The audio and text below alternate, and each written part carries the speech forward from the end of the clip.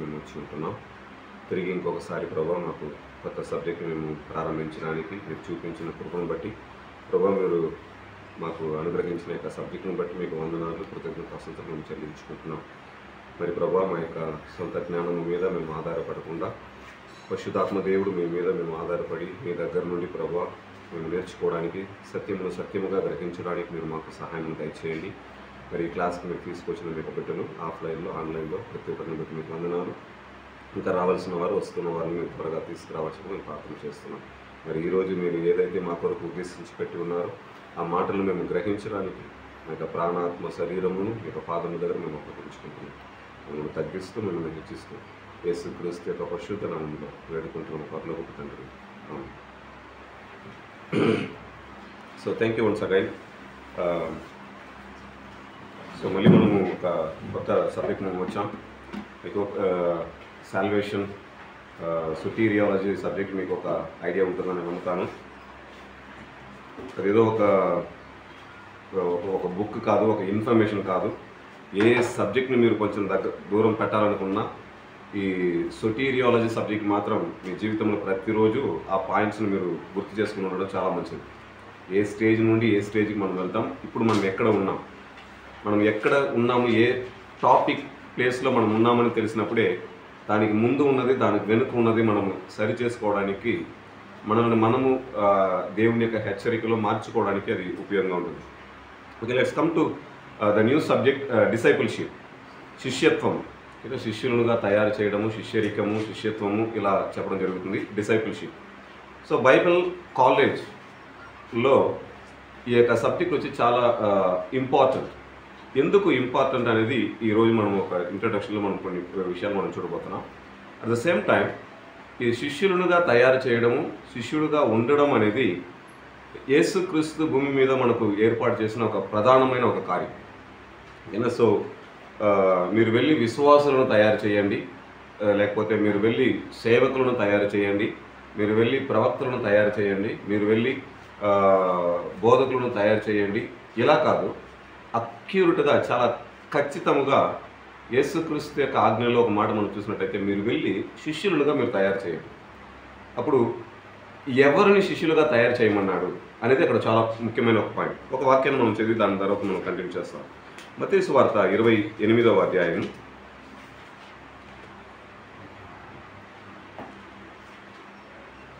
16వ వాక్యం నుంచి చూడండి.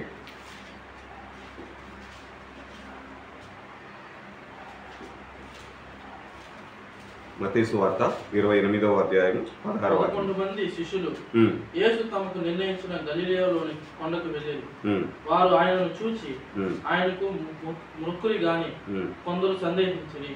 అయితే యేసు వారి యొద్దకు వచ్చి పరలోకమందున్న భూమి మీదను నాకు సర్వాధికారం ఇవ్వబడి ఉన్నది, కాబట్టి మీరు వెళ్ళి సమస్త జనులను శిష్యులుగా చేయుడి. ఓకే, ఇక్కడ మీరు గమనించారు. ఎవరికి చెప్తున్నాం ఈ మాట? శిష్యులకి.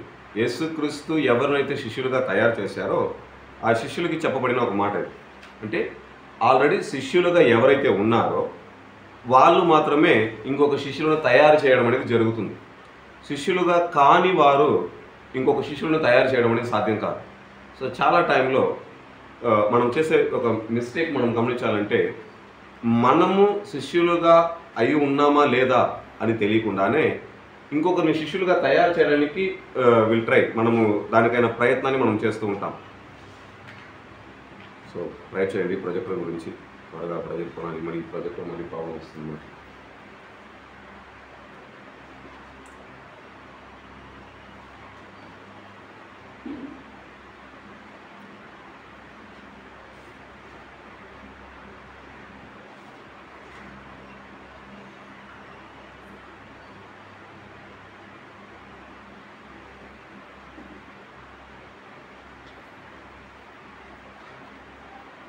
ఆన్లైన్లో ఉన్న వాళ్ళకి వినిపిస్తుందా? ఎవరైనా చెప్పండి కొంచెం.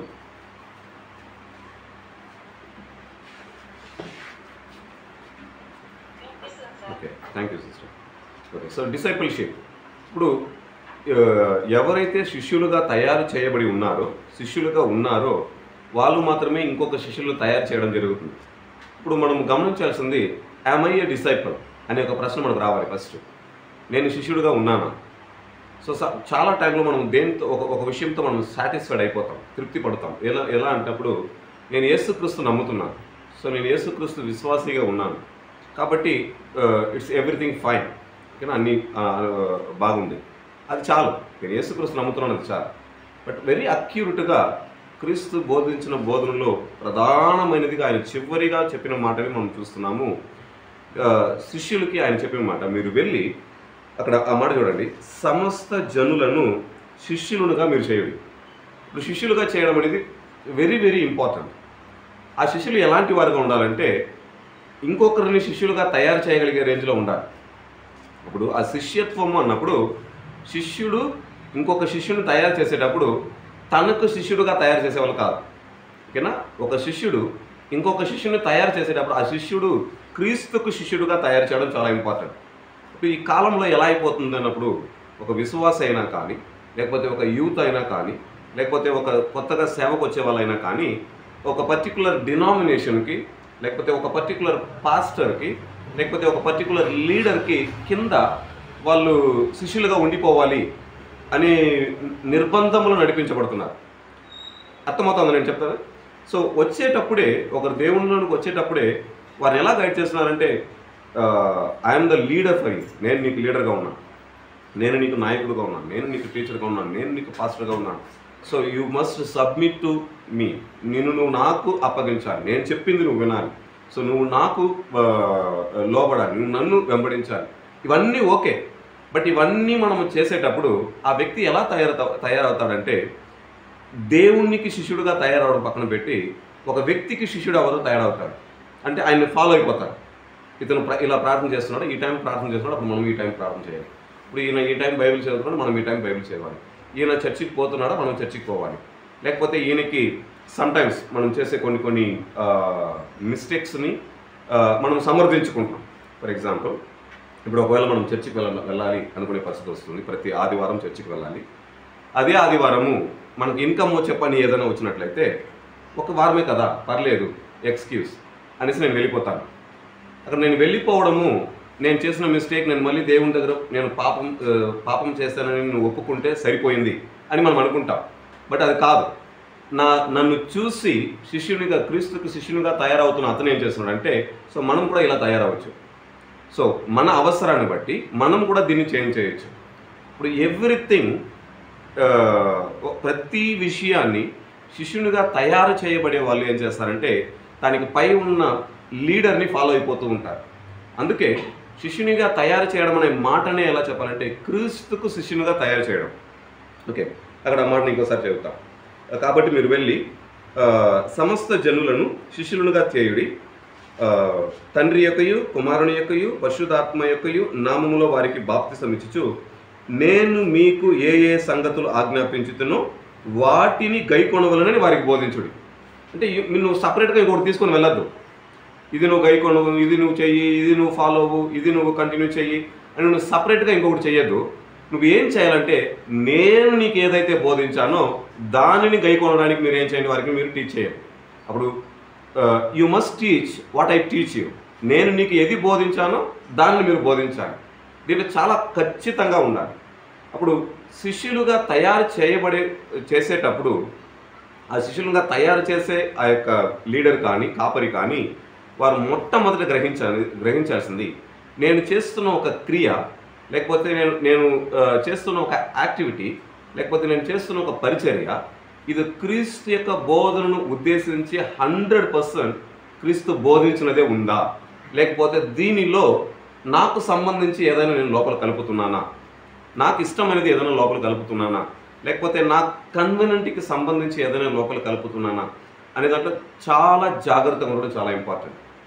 సో ఈ సబ్జెక్ట్లో మనము ఇలాంటి విషయాల గురించి చదవబోతాం. మనము శిష్యులుగా అవుతున్నామా లేదా అని చెక్ చేసుకోవడము, ఇంకొకరిని శిష్యులుగా తయారు చేయడానికి మనం నేర్చుకోవాల్సిన కార్యాలు అనేది మనం చూడబోతాం. సో ఓవరాల్గా ఈ సబ్జెక్ట్ని మనం చూసినప్పుడు 2 భాగాలుగా మనం చూడబోతాం, 2 డివిజన్లో మనం చూడబోతాం. సో ఒక్కొక్క సబ్జెక్ట్ని ఒక్కొక్క డివిజన్స్తో మనం చూస్తూ ఉన్నాం. బిబ్లియాలజీ ఎన్ని టాపిక్లో మనం చూసాం ఐడియా ఉందా? బిబ్లియాలజీ ఎన్ని టాపిక్ చూసాం ఐడియా ఉందా ఎవరికన్నా? ఆన్లైన్లో మీకు ఎవరికన్నా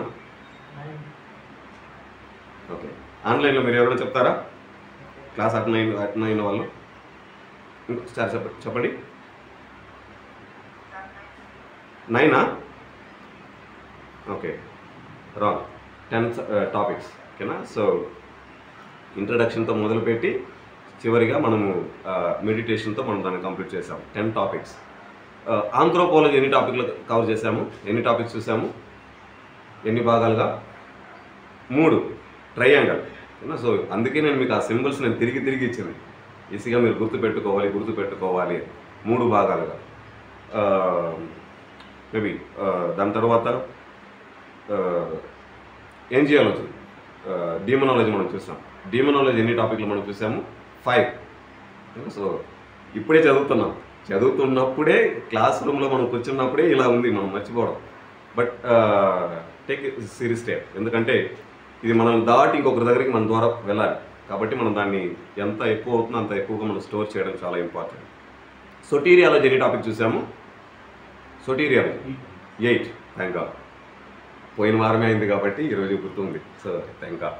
ఓకే, సో ఆ విధంగా డిసైపుల్షిప్ యాక్చువల్గా నేను 3 ప్లాన్ చేశాను, కానీ 2గా మీకు ఇస్తే మీకు కొంచెం ఈజీగా ఉంటుంది అని నేను ఇంట్రడక్షన్ సపరేట్ చేసేసాను. సో ఈ డిసైపుల్షిప్ని మనము 2 భాగాలుగా మనం చదువుకోతాం. ఒకటి బిబ్లికల్ ప్రిన్సిపల్స్ ఆఫ్ డిసైపుల్, అంటే శిష్యత్వం యొక్క బైబిల్ సిద్ధాంతాలు ఏంటి, శిష్యత్వము గురించి బైబిల్ మనకు బోధించే సిద్ధాంతాలు ఏంటి అని ఒక భాగం మనం చదువుకోతాం. దీనిలో 5 కార్యాలు మనం చూడబోతున్నాం, 5 విషయాలు. మొదటిది the command to make disciple, శిష్యులుగా చేయుటకు ఇవ్వబడిన ఆజ్ఞను గురించి మనం చదవబోతున్నాం. రెండవది ది కాన్సెప్ట్ ఆఫ్ డిసైపుల్షిప్, శిష్యత్వం యొక్క భావన లేకపోతే తలంపు, కాన్సెప్ట్, శిష్యత్వం అనే కాన్సెప్ట్ ఇది ఎలా ఉంది అనేది మనం చూడబోతున్నాం. మూడవది ద క్యారెక్టరిస్టిక్ ఆఫ్ డిసైపుల్షిప్, శిష్యత్వపు యొక్క లక్షణాలు లేకపోతే గుణాలు అనే విధంగా మనం చూడబోతున్నాం.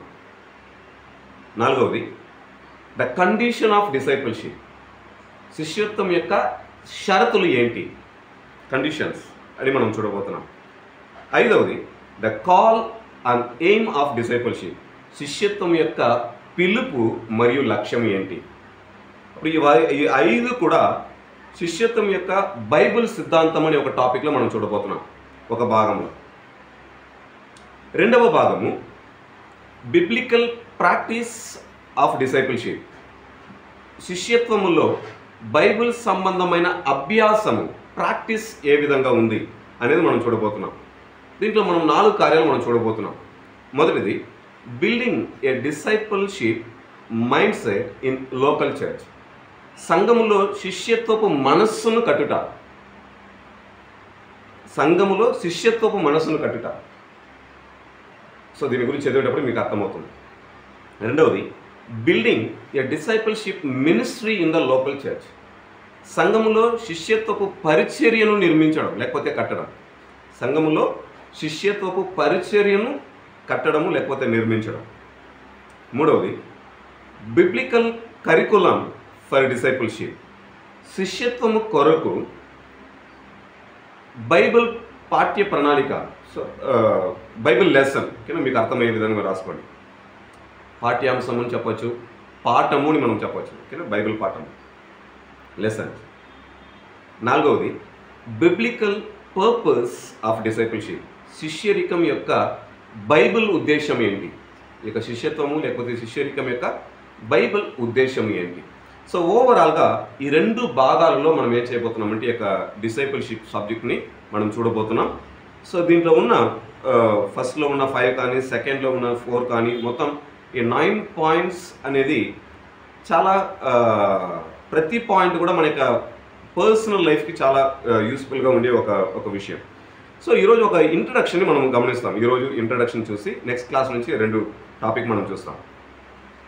ఓకే, సో ఇంట్రడక్షన్లో మనం చూసినప్పుడు ఇంట్రడక్షన్ అండ్ పర్పస్, ఒక ఈ యొక్క శిష్యత్వం గురించిన యొక్క సబ్జెక్టుకైనా ఒక పరిచయము, ఈ యొక్క సబ్జెక్ట్ గురించిన ఒక ఉద్దేశం ఏంటి, శిష్యులుగా తయారు చేయడం యొక్క ఉద్దేశం, ఈ యొక్క పర్పస్ ఏంటి అనేది మనం చూడబోతున్నాం. ఇప్పుడు ఫస్ట్లో మనం గమనించినట్లయితే discipleship is not an option for church. ఇది దాంట్లో మనం చాలా క్లియర్గా ఉండాలి. అంటే శిష్యులుగా తయారు చేయడం అనేది సంఘానికి ఒక ఆప్షన్గా ఇచ్చింది కాదు, ఆప్షన్గా ఇవ్వబడింది కాదు. ఆప్షన్ తెలుగులో ఎలా చెప్పచ్చు? ఆప్షన్ అవకాశమా? ఓకే, అవకాశం అంటే ఛాన్స్. ఓకే, ఆప్షన్ మీకు అర్థమవుతుంది. అంటే మీరు శిష్యులుగా తయారు చేయండి, శిష్యులుగా తయారు చేయడం అనేది సంఘానికి ఇవ్వబడిన ఆప్షన్ కాదు. దానికి మారుగా it is the main work of the church. సంఘం యొక్క ప్రాథమికమైన ఒక ముఖ్యమైన పని యొక్క శిష్యులుగా తయారు చేయడం అనే దాంట్లో మనం చాలా ఒక గ్రహింపు కలిగి ఉండడం చాలా ఇంపార్టెంట్. ఎందుకంటే the neglect of genuine discipleship throughout the church history, అంటే ఒక నిజమైన యథార్థమైన యొక్క శిష్యత్వం గురించిన బోధనను చరిత్రలో చాలా సంఘాలు పాటించకుండా పోవడం వల్ల సంఘ అభివృద్ధి అనేది ఏం చేయలేదంటే పూర్తిగా మనము చూడలేకుండా పోతున్నాం. ఫర్ ఎగ్జాంపుల్ దీన్ని ఎలా చెప్పచ్చు అంటే యేసుక్రీస్తుతో పాటు ఉన్న వాళ్ళు 12 మంది శిష్యులు, అపోస్తలులు. ఈ 12 మంది క్రీస్తు తరువాత దాదాపు ఫస్ట్ సెంచరీలోనే 100వ సంవత్సరం లోపలనే వాళ్ళు చనిపోవడం జరుగుతుంది. ఈ 100 సంవత్సరం లోపలే వారు ప్రపంచంలో చాలా దేశాలకు వాళ్ళు ఏం చేశారంటే సువార్తను వాళ్ళు తీసుకెళ్లారు. వారి సువార్తను తీసుకువెళ్ళిన దేశాలలో ఏ దేశాల్లో కూడా ఇప్పుడు చర్చ లేకుండా లేదని మనం చెప్పలేము, కానీ అది ఫెయిలియర్ అయిపోయిందని మనం చెప్పలేము. ప్రతి ప్లేస్లో తోమా అనే ఒక వ్యక్తి, ఒక విత్తనం చేత ఈరోజు భారతదేశంలో ఎంతమంది ఉన్నాం. అప్పుడు ఒక విత్తనము తను ఇక్కడ వచ్చి తను జీవించిన ఒక 30 నుండి 35 సంవత్సరాల కాలంలో ఇంత చేయగలిగినట్లయితే దాని తర్వాత దాదాపు 2000 సంవత్సరాలుగా వచ్చిన విత్తనాలు ఏమైంది? ఇప్పుడు ప్రతి విత్తనము వారి యొక్క 30 సంవత్సరాలు 40 సంవత్సరాలు వాళ్ళు పరిచర్య చేసే కాలంలో నిజమైన ఒక పరిచర్యను వారు చేసి ఉన్నట్లయితే అది ఎంత ఎక్కువగా స్ప్రెడ్ అయి ఉంటుంది. ఇప్పుడు ప్రధానంగా సంఘ అభివృద్ధి లేకపోతే సంఘ ఎదుగుదలకి కారణంగా మెయిన్గా ఉన్నదే శిష్యులుగా తయారు చేయడం. అప్పుడు ఈ శిష్యులుగా తయారు చేయడం అనే మాటనే పక్కన పెట్టి, ఈ యొక్క అంశాన్నే పక్కన పెట్టి మిగిలిన విషయాల్లో ఏం చేస్తున్నారంటే దే ఆర్ ఫోకసింగ్. పాటలు పాడడము, డ్యాన్స్, డ్రామా, ఈవెన్ వాక్యాలు ప్రకటించడము, ఇంకా వర్షిప్స్, ఇంకా schools and hospitals and medicine ministry అన్నీ తీసేస్తున్నారు. అన్నిట్లో చాలా హార్డ్ వర్క్ వాళ్ళు చేస్తున్నారు. బట్ మెయిన్ కోర్ ప్రధానంగా దేవుడు చెయ్యమని చెప్పింది శిష్యులుగా తయారు చేయండి. అలా శిష్యులుగా మీరు తయారు చేసేటప్పుడు నేను నీకేదైతే బోధించానో అది మీరు ఫస్ట్ వాళ్ళకి బోధించండి. అప్పుడు శిష్యులుగా తయారు చేయడం అనే ఒక బోధన హిస్టరీలో చాలా వరకు తక్కువైంది. ఒకవేళ మీరు చర్చ్ హిస్టరీకి సంబంధించిన ఏదైనా ఒక పుస్తకాలు కానీ ఏదైనా బాగా స్థిరముగా ఉన్న బిబ్లికల్ డాక్ట్రిన్లో బైబిల్ బోధనలో స్థిరంగా ఉన్న సంఘాల యొక్క చరిత్రను మీరు వెళ్ళినట్లయితే ఆ సంఘ కాపరి దానికి కింద ఉన్న యొక్క సంఘ అసిస్టెంట్ పాస్టర్స్ని అంత ఎక్కువగా వారితో ఆయన టైం స్పెండ్ చేసి ఉంటాడు. యూనో, సో వారికి ఆయనకి పెద్ద ఆయనకి మధ్యలో ఎలాంటి రహస్యాలు ఉండదు, ట్రాన్స్పరెంట్గా అంటూ ఉంటారు. ప్రార్థనలో మీరు నన్ను ఫాలో చేయండి, వాక్య ప్రకటించడం నన్ను ఫాలో చేయండి అంటే అన్నిటిల్లో వాళ్ళు శిష్యులుగా తయారు చేయడం అనేది నా తర్వాత నువ్వే దీనికి కారణం, నా తర్వాత నువ్వే దీన్ని చూసుకోవాలి అని అంతగా వాళ్ళు ఏం చేస్తుంటారంటే వాక్యానుసారంగా శిష్యులను తయారు చేయడంలో చాలా ఫోకస్ చేసి ఉంటారు. కాబట్టి కొన్ని ఓల్డ్ చర్చెస్ మనం చూసినట్లయితే అంత స్ట్రాంగ్గా ఉంటుంది. అంత స్ట్రాంగ్గా ఈ కాలం వరకు అంత స్ట్రాంగ్గా ఉండడానికి రీజన్ ఏమంటే తయారు చేయబడిన విధానం ఆ విధంగా తయారు చేయబడి ఉంటారు. అప్పుడు ఇక్కడ మనం చూసినప్పుడు ఇక శిష్యులుగా తయారు చేయడం అనేది సంఘానికి ఆప్షన్గా ఇవ్వబడింది కాదు అనేది మనం ఫస్ట్ అర్థం చేసుకోవాలి. చరిత్రలో చాలా సంఘాలు దీన్ని ఆప్షన్గా తీసుకోవడం ద్వారా దీన్ని ఎక్కువగా ఏం చేశారంటే వాళ్ళు నిజమైన సువార్త ప్రకటన ద్వారా క్రీస్తు బోధనను వాళ్ళలోకి తీసుకోకుండా ఇప్పుడు ఏం చేశారంటే ఈవెన్ కొన్ని సంఘాలు యేసుక్రీస్తే వచ్చిన క్రీస్తుని పక్కన పెట్టి పాస్టర్ని ముందు పెట్టే సంఘాలు ఉంది. అవునా కదా? వెరీ క్లియర్గా నేను పేర్లు చెప్పాల్సిన అవసరం లేదు, మీకే తెలుసు. కొంత ముఖ్యమైన పాస్టర్లు, ప్రధానమైన పాస్టర్లు, మనకు నచ్చిన పాస్టర్లు ఎవరైనా వచ్చినట్లయితే అది క్రీస్తే యేసుక్రీస్తే వచ్చిన ఆయనను పక్కన పెట్టి వారిని ముందు పెడతాం. ఎందుకు? దాని రీజన్ ఏమంటే మనం ఆ పాస్టర్కి శిష్యులుగా తయారు చేయబడ్డాం, కానీ మనం క్రీస్తుకు శిష్యులుగా తయారు చేయబడలేదు. కానీ బైబిల్ మనం బోధించేది క్రీస్తుకు మనం శిష్యులుగా తయారు చేయబడాలి, పాస్టర్ శిష్యులుగా తయారు చేయబడడం కాదు. ఇప్పుడు ఏ ఒక్కరైతే క్రీస్తుకు శిష్యులుగా తయారు చేయబడతారో వారి పైన ఎవరైతే నడిపిస్తారో వారిని వారు అప్పగించుకుంటారు. ఎందుకంటే వారి ద్వారా వారు క్రీస్తును కనెక్ట్ అవుతారు కాబట్టి, క్రీస్తుని గురించిన వారి యొక్క అవగాహన వాళ్ళకు వస్తుంది కాబట్టి. అప్పుడు church is great contributor non fulfilment of the great commission. అప్పుడు గ్రేట్ కమిషన్ అనేది ఇప్పుడు మనం చదివినాం మత్తయి సువార్త 28వ అధ్యాయము 18 నుండి 20 వరకు ఉన్న ఈ మాటలని గ్రేట్ కమిషన్. గ్రేట్ కమిషన్ అంటే ప్రధాన ఆజ్ఞ నాకు తెలుగులో ప్రధాన ఆజ్ఞ. అప్పుడు యేసుక్రీస్తు ఆజ్ఞలలో ప్రధానమైన ఆజ్ఞ అన్నప్పుడు మీరు సమస్త లోకములకు వెళ్ళి శిష్యులుగా తయారు చేయడం. అప్పుడు ఆ శిష్యులుగా తయారు చేయడము అన్నది ఆప్షన్గా దేవుడు పెట్టలేదు, ఇది చాలా ప్రధానమైనదిగా పెట్టారు. కానీ చర్చ్ హిస్టరీలో చాలా సంఘాలు ఇప్పటి వరకు తమకు శిష్యులుగా తయారు చేసుకుంటున్నారు, తమ అనుకున్న దానిని నెరవేర్చడానికి శిష్యులుగా తయారు చేసుకుంటున్నారు. కానీ నేను చేస్తున్న ఈ విషయము, నేను మాట్లాడుతున్న ఈ మాట, నేను ఇతనితో టైం స్పెండ్ చేస్తున్న ఈ సందర్భము వీరు దేవునితో కలవడానికి సహకరిస్తుందా, లేకపోతే నన్ను ఫాలో అవడానికి సహకరిస్తుందా? ఒకవేళ దేవునితో వారు కలవకుండా డానీ బ్రదర్ సూపర్, ఈయన బాగా మాట్లాడతాడు, ఈయనతో ఉంటే బాగుండొచ్చు అనుకుంటే your 100% failure. At the same time నేను కూడా ఫెయిలియర్. ఎందుకంటే నేను క్రీస్తుతో మిమ్మల్ని కనెక్ట్ చేయకుండా నా వెనుక మిమ్మల్ని కనెక్ట్ అయ్యే విధంగా నేను ట్రై చేస్తున్నాను. బైబిల్ మనకు అది బోధించలేదు. The failure by the churches result of several factors. అంటే సంఘము ఇలాంటి శిష్యత్వం గురించిన కార్యాలను పట్టించుకోకుండా వదలడం ద్వారా, వారు శిష్యత్వం గురించిన విషయాలలో వారు విఫలం అవడం ద్వారా వచ్చే యొక్క కాన్సిక్వెన్సెస్, పరిణామాలు ఏంటి, దాని యొక్క ఫలితం ఏంటి అని మనం చూసినప్పుడు 4 కార్యాలు మనం చూడవచ్చు. మొదటిది ద లిటరలీ డిసోబీడియన్స్. సంఘములో యొక్క శిష్యత్వము అనే కార్యాన్ని వాళ్ళు మెయిన్ చేయకుండా ఆ శిష్యత్వపు కార్యంలో వారు ఫెయిల్ అయితే ఫస్ట్ దానివల్ల వచ్చే లోపం మనం చూసినట్టయితే లిటరల్ డిసోబీడియన్స్. అంటే ఖచ్చితంగా వారు అవిధేయత కలిగిన వారే ఉంటారు. ఖచ్చితంగా అవిధేయత కలిగి ఉన్నారు. వాక్యం ఒకటి చెప్తుంది, వాళ్ళు ఒక విషయాన్ని అనుకుంటారు. వాక్యం ఒకటి చెప్తుంది, పాస్టర్ ఒకటి చెప్తారు. వీళ్ళు పాస్టర్ చెప్పింది ఫాలో అవుతారు, కానీ వాక్యం చెప్పింది ఫాలో అవ్వరు. మా పాస్టర్ చెప్పనుదా, మా పాస్టర్ తెలియనుదా. ఇప్పుడు గుడ్డిగా బైబిల్ను మూసి అక్కడ పెట్టి పాస్టర్ని ఫాలో అవ్వాలనుకుంటారు. ద రీజన్, ఆ శిక్ష, ఆ దండన ఎవరి మీదకి వెళ్తుందంటే ఆ సేవకుడి మీదకి వెళ్తుంది. Very clear. ఎందుకంటే ఆ సేవకుడిని దేవుడు పంపించింది తన వెనకాల మనుషులను చేర్చడానికి కాదు, ఆ సేవకుడిని దేవుడు ఎన్నుకున్నది దేవుని వెనకాల మనుషులను చేర్చడానికి. బట్ లిటరల్ డిసోబీడియన్స్ అనేది ఫస్ట్ లోపం. రెండవది lack of understanding of discipleship principles and practice. అంటే శిష్యత్వం గురించిన ఇక అభ్యాసము, దీని యొక్క సిద్ధాంతాలను అర్థం చేసుకోవడంలో వారు లోపం ఏర్పడుతుంది. శిష్యత్వం గురించిన సిద్ధాంతాలు, దాని యొక్క అభ్యాసములను గురించిన అవగాహనలో వారు ఏం చేస్తారంటే వారికి లోపం ఏర్పడుతుంది. అంటే శిష్యత్వం గురించి పెద్దగా వాళ్ళు తీసుకోరు, దీని యొక్క సిద్ధాంతాలను పెద్దగా తీసుకోరు, దీని యొక్క ప్రాక్టీస్ అభ్యాసాలను పెద్దగా తీసుకోరు. అప్పుడు వారికి అర్థమే కాదు, శిష్యత్వము గురించిన సిద్ధాంతము, దాని యొక్క అభ్యాసము గురించిన ఒక అవగాహన వారికి లేకుండా పోయే పరిస్థితి వస్తుంది. ఇది రెండవది. మూడవది లేజినెస్. అంటే సోమరిపోతులుగా వారు మారిపోతారు. Being unwilling to do what is necessary to make discipleship.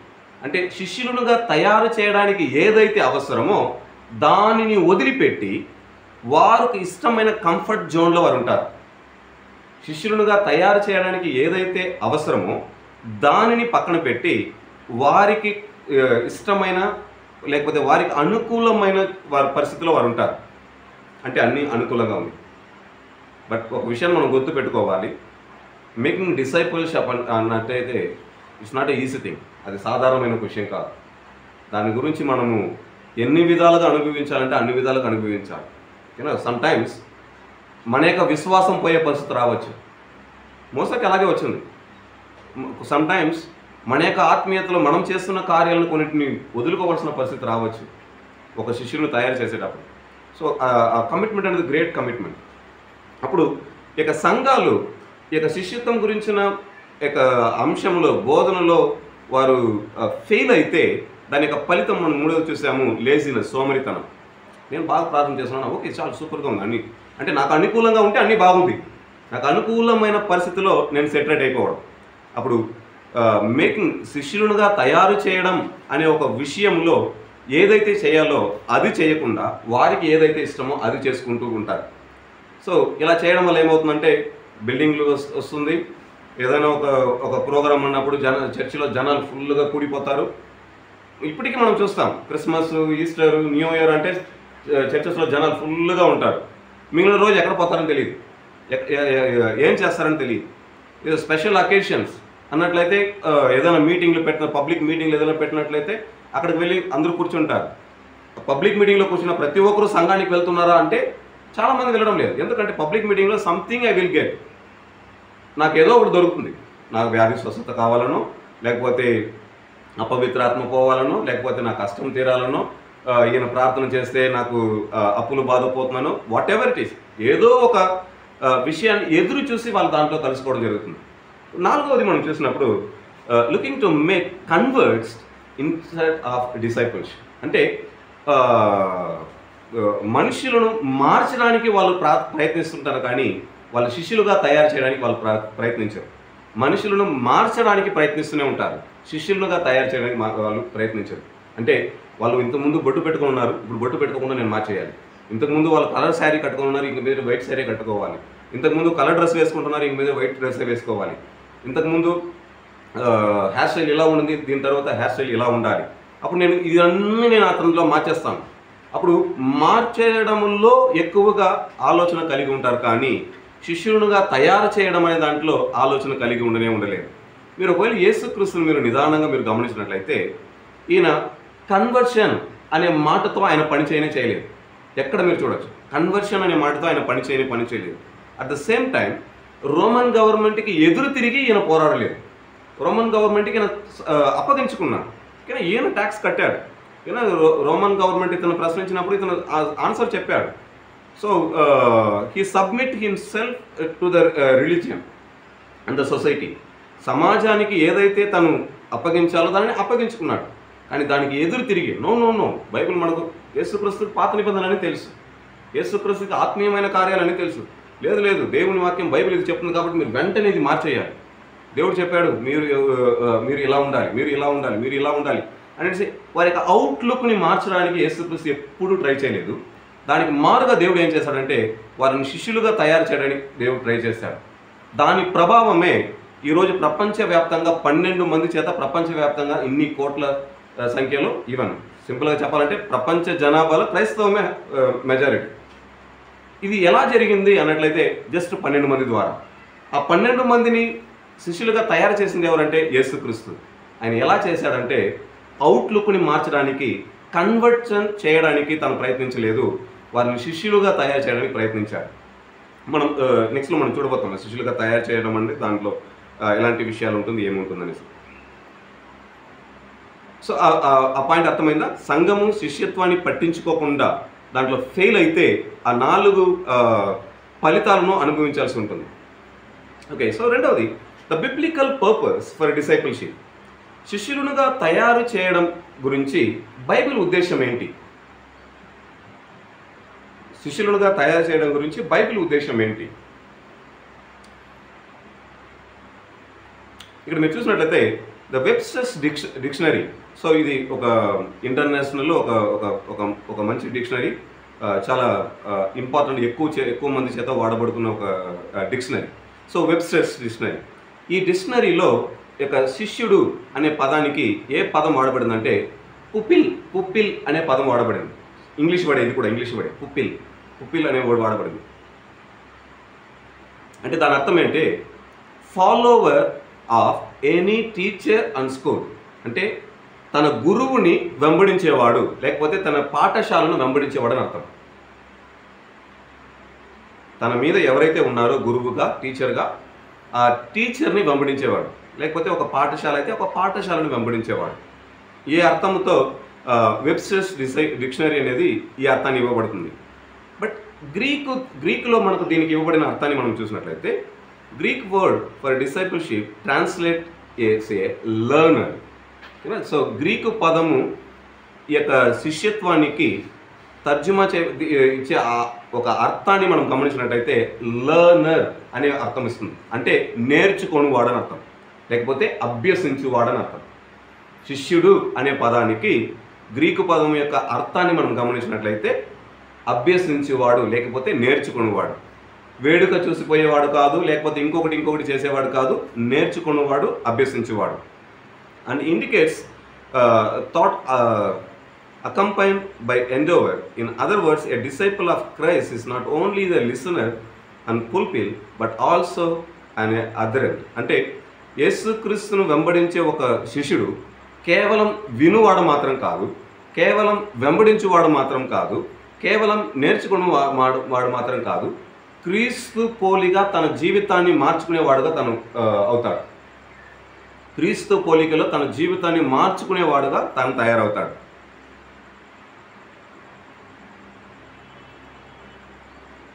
For example engineering ఒకరు చదువుతారు, ఫర్ ఎగ్జాంపుల్ డాక్టర్ చూసుకుంటాం. ఒకరు డాక్టర్ చదువుతారు, డాక్టర్ గురించి ఎంబీబీఎస్ డాక్టర్ చదువుతారంటే వారు ఏమవ్వాలని చదువుతారు? డాక్టర్ అవ్వాలని చదువుతారు. డాక్టర్ కాకూడదు అనే ఉద్దేశంలో డాక్టర్ గురించి చదువుతారా? లేదు. వాళ్ళు నేర్చుకునే ప్రతి ఒక్కటి, వాళ్ళు చేసే ప్రతి యాక్టివిటీ, ప్రతి క్రాఫ్ట్ వర్క్, లేకపోతే ప్రతి ప్రాజెక్ట్ వర్క్ అన్నీ కూడా ఒకరోజు నేను కూడా డాక్టర్ అయిపోతాను.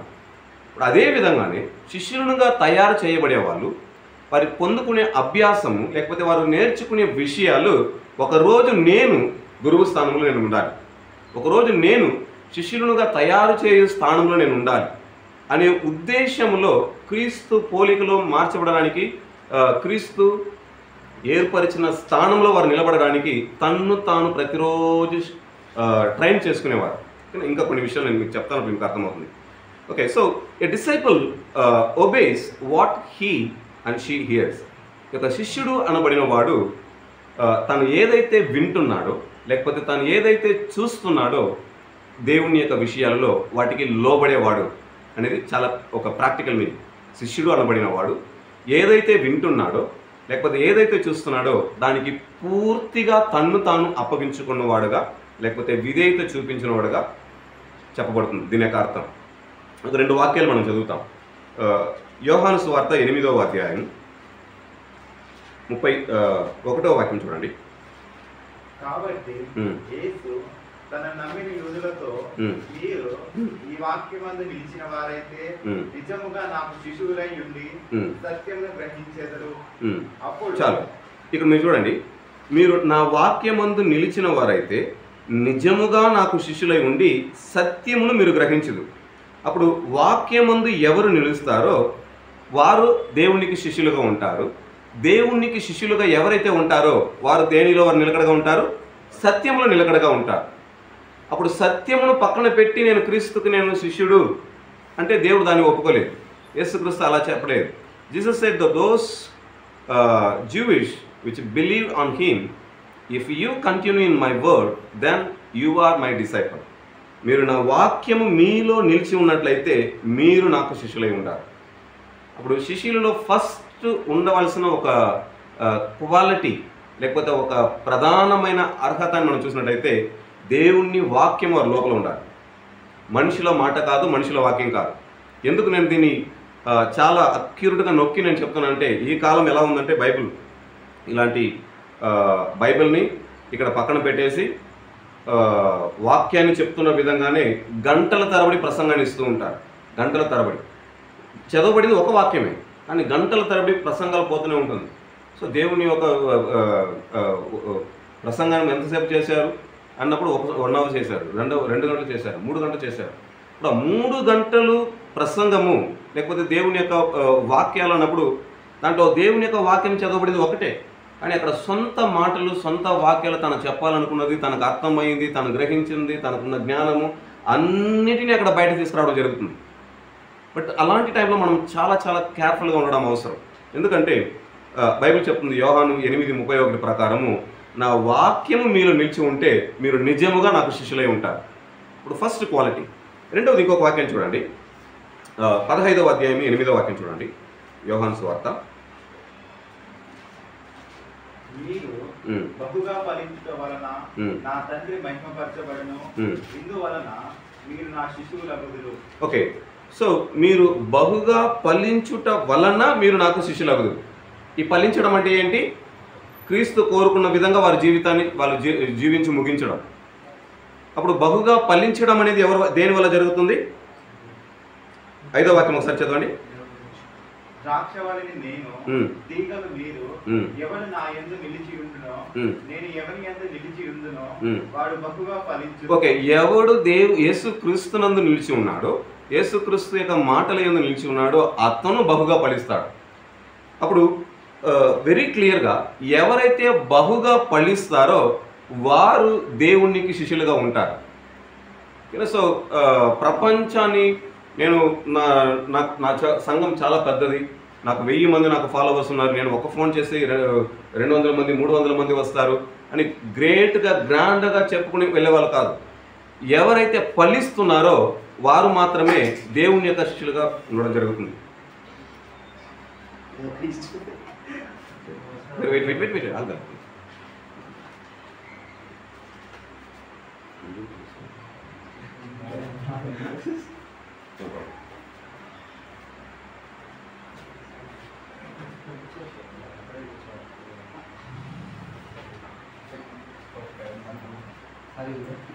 పర్వాలేదు, మీకు 100 సంతోషం మీరు ఇష్టపడతారు. ఓకే, సో యేసుక్రీస్తు 2 విషయాలు చాలా ఖచ్చితంగా చెప్పాడు. ఒకటి, నా మాటలు మీలో నిలిచి ఉంటే మీరు నిజమైన శిష్యులుగా ఉంటారు. రెండవది, మీరు ఫలించగలిగితే, ఎవరైతే ఫలిస్తారో వారు మాత్రమే నాకు శిష్యులుగా వారు ఉండడం జరుగుతుంది. అప్పుడు మనము ఫలించడము దేవుని వాక్యం ద్వారా జరుగుతుంది. దేవుని వాక్యము మనకు ఎప్పుడు దొరుకుతుంది? మనం ఆయనలో ఉన్నప్పుడు మనకు దొరుకుతుంది. అప్పుడు ఈ యొక్క సంబంధం అనేది కంటిన్యూస్గా నాకు క్రీస్తుకున్న సంబంధాన్ని మీద ఆధారపడి నేను శిష్యులుగా తయారు చేయడం అనేది జరుగుతుంది. క్రీస్తును పక్కన పెట్టినట్లయితే నేను ఫలించడానికి అక్కడ ఛాన్సెసే లేదు. క్రీస్తును పక్కన పెట్టి నాకున్న టాలెంట్తో, లేకపోతే నాకున్న నాలెడ్జ్తో, నాకున్న మెమరీతో, నాకున్న ఫాలోవింగ్లో నేను శిష్యులుగా తయారు చేసేస్తాను చాలామంది అంటే ఇట్స్ ఇంపాసిబుల్. అలా చేస్తే నాకు శిష్యులుగా చాలామందిని తయారు చేసుకుంటాను, కానీ క్రీస్తుకు మనము శిష్యులుగా తయారు చేయలేము. బట్ బైబిల్ చాలా క్లియర్గా మనకు బోధించే ఒక విషయము, క్రీస్తుకి మనము శిష్యులుగా తయారు చేయడం చాలా ఇంపార్టెంట్. దాంట్లోనూ వెరీ క్లియర్గా బైబిల్ యొక్క ఉద్దేశం మనం చూసినట్లయితే ఆయన వాక్యం మనలో నిలిచి ఉండాలి. రెండవది, మనం ఫలించే వారుగా ఉండాలి. ఎప్పుడు మనం ఫలించే ఉండదు, కాన్స్టెంట్గా మనం ఆయనతో కనెక్ట్ అయి ఉన్నప్పుడే. మొదటి వాక్యంలో మనం చూస్తున్నాం, రెండో వాక్యంలో, నాలో ఫలింపని ప్రతి తీగను ఆయన తీసి పారవేయు. మనం ఆయనలో ఉన్నంత వరకే మనం ఫలిస్తాం. ఆయనలో లేకుండా మనం బయటికి వస్తే మనం ఫలించలేము. ఒకరోజు వస్తుంది మనల్ని తీసి పక్కన పెట్టి కాల్ చేసే పరిస్థితి వస్తుంది. అంతకుముందే మనం ఆయనలో ఇంకా గట్టిగా మనల్ని మనం సరి చేసుకోవడానికి, ట్రైన్ చేసుకోవడానికి మనం సిద్ధపడడం చాలా ఇంపార్టెంట్. సో మూడవది, వేర్ డిసైపుల్షిప్ బిగన్స్, అంటే ఈ యొక్క శిష్యత్వము అనేది ఎక్కడ నుండి ప్రారంభమవుతుంది? ఫస్ట్ ఎక్కడ స్టార్ట్ అవుతుంది? శిష్యత్వం అనేది ఒక వ్యక్తి యొక్క జీవితంలో ఏ సంఘటన ద్వారా, లేకపోతే ఎక్కడ నుండి అది మొదలవుతుంది? ఒక 4 కార్యాలు మనం చూసాం. మొదటిది, when a person realize he is sinful, lost, blind and naked and reached before God. ఎప్పుడైతే ఒక వ్యక్తి దేవుణ్ణి ముందు తాను యోగ్యత లేనివాడు, తాను పాపి, తను గుడ్డివాడు, తను దిగంబరి, తన వల్ల ఏమీ చేత కాదు అని ఒక వ్యక్తి తన్ను గురించి తన యొక్క గ్రహిస్తాడో అప్పుడు ఆ వ్యక్తి యొక్క శిష్యత్వం అనే దాంట్లో మొదలవుతుంది. శిష్యులుగా తయారు చేయబడడం అనేది అప్పుడు మొదలవుతుంది. అంటే ఫస్ట్ స్టెప్, ఒక శిష్యుడిగా తయారు చేయబడుతున్నాము అంటే అది ఎక్కడి నుండి మొదలవుతుంది అంటే, ఫస్ట్ నాకు ఒక గ్రహింపు రావాలి. ఐఎమ్ వేస్ట్, నేను పాపి, నేను ఓడిపోయిన వాడిని, నేను గుడ్డిగా ఉన్నాను, నేను దిగంబరిగా ఉన్నాను, నేను దేవుణ్ణి ముందు యోగ్యత లేని వాడినిగా ఉన్నాను అని ఎవరైతే గ్రహిస్తారో ఆ గ్రహింపే వాళ్ళు శిష్యులుగా తయారవడానికైనా మొదటి మెట్టు. అక్కడ నుండే వాళ్ళ శిష్యులుగా తయారవడం అనేది జరుగుతుంది. రెండవది మనం చూసినప్పుడు, when she or he acknowledges she can not save himself by good character and good work. అంటే ఒక వ్యక్తి తన యొక్క మంచి గుణముల ద్వారా, తమ యొక్క మంచి క్రియల ద్వారా నన్ను నేను రక్షించుకొనలేను అని ఎప్పుడైతే తను ఒక వ్యక్తి గ్రహించగలుగుతాడో అప్పుడు ఆ వ్యక్తిలో యొక్క శిష్యత్వం అనేది మొదలవుతుంది. అంటే నా క్రియల ద్వారా, నా నాలెడ్జ్ ద్వారా, లేకపోతే నా క్యారెక్టర్ ద్వారా నన్ను నేను రక్షించుకోనలేను.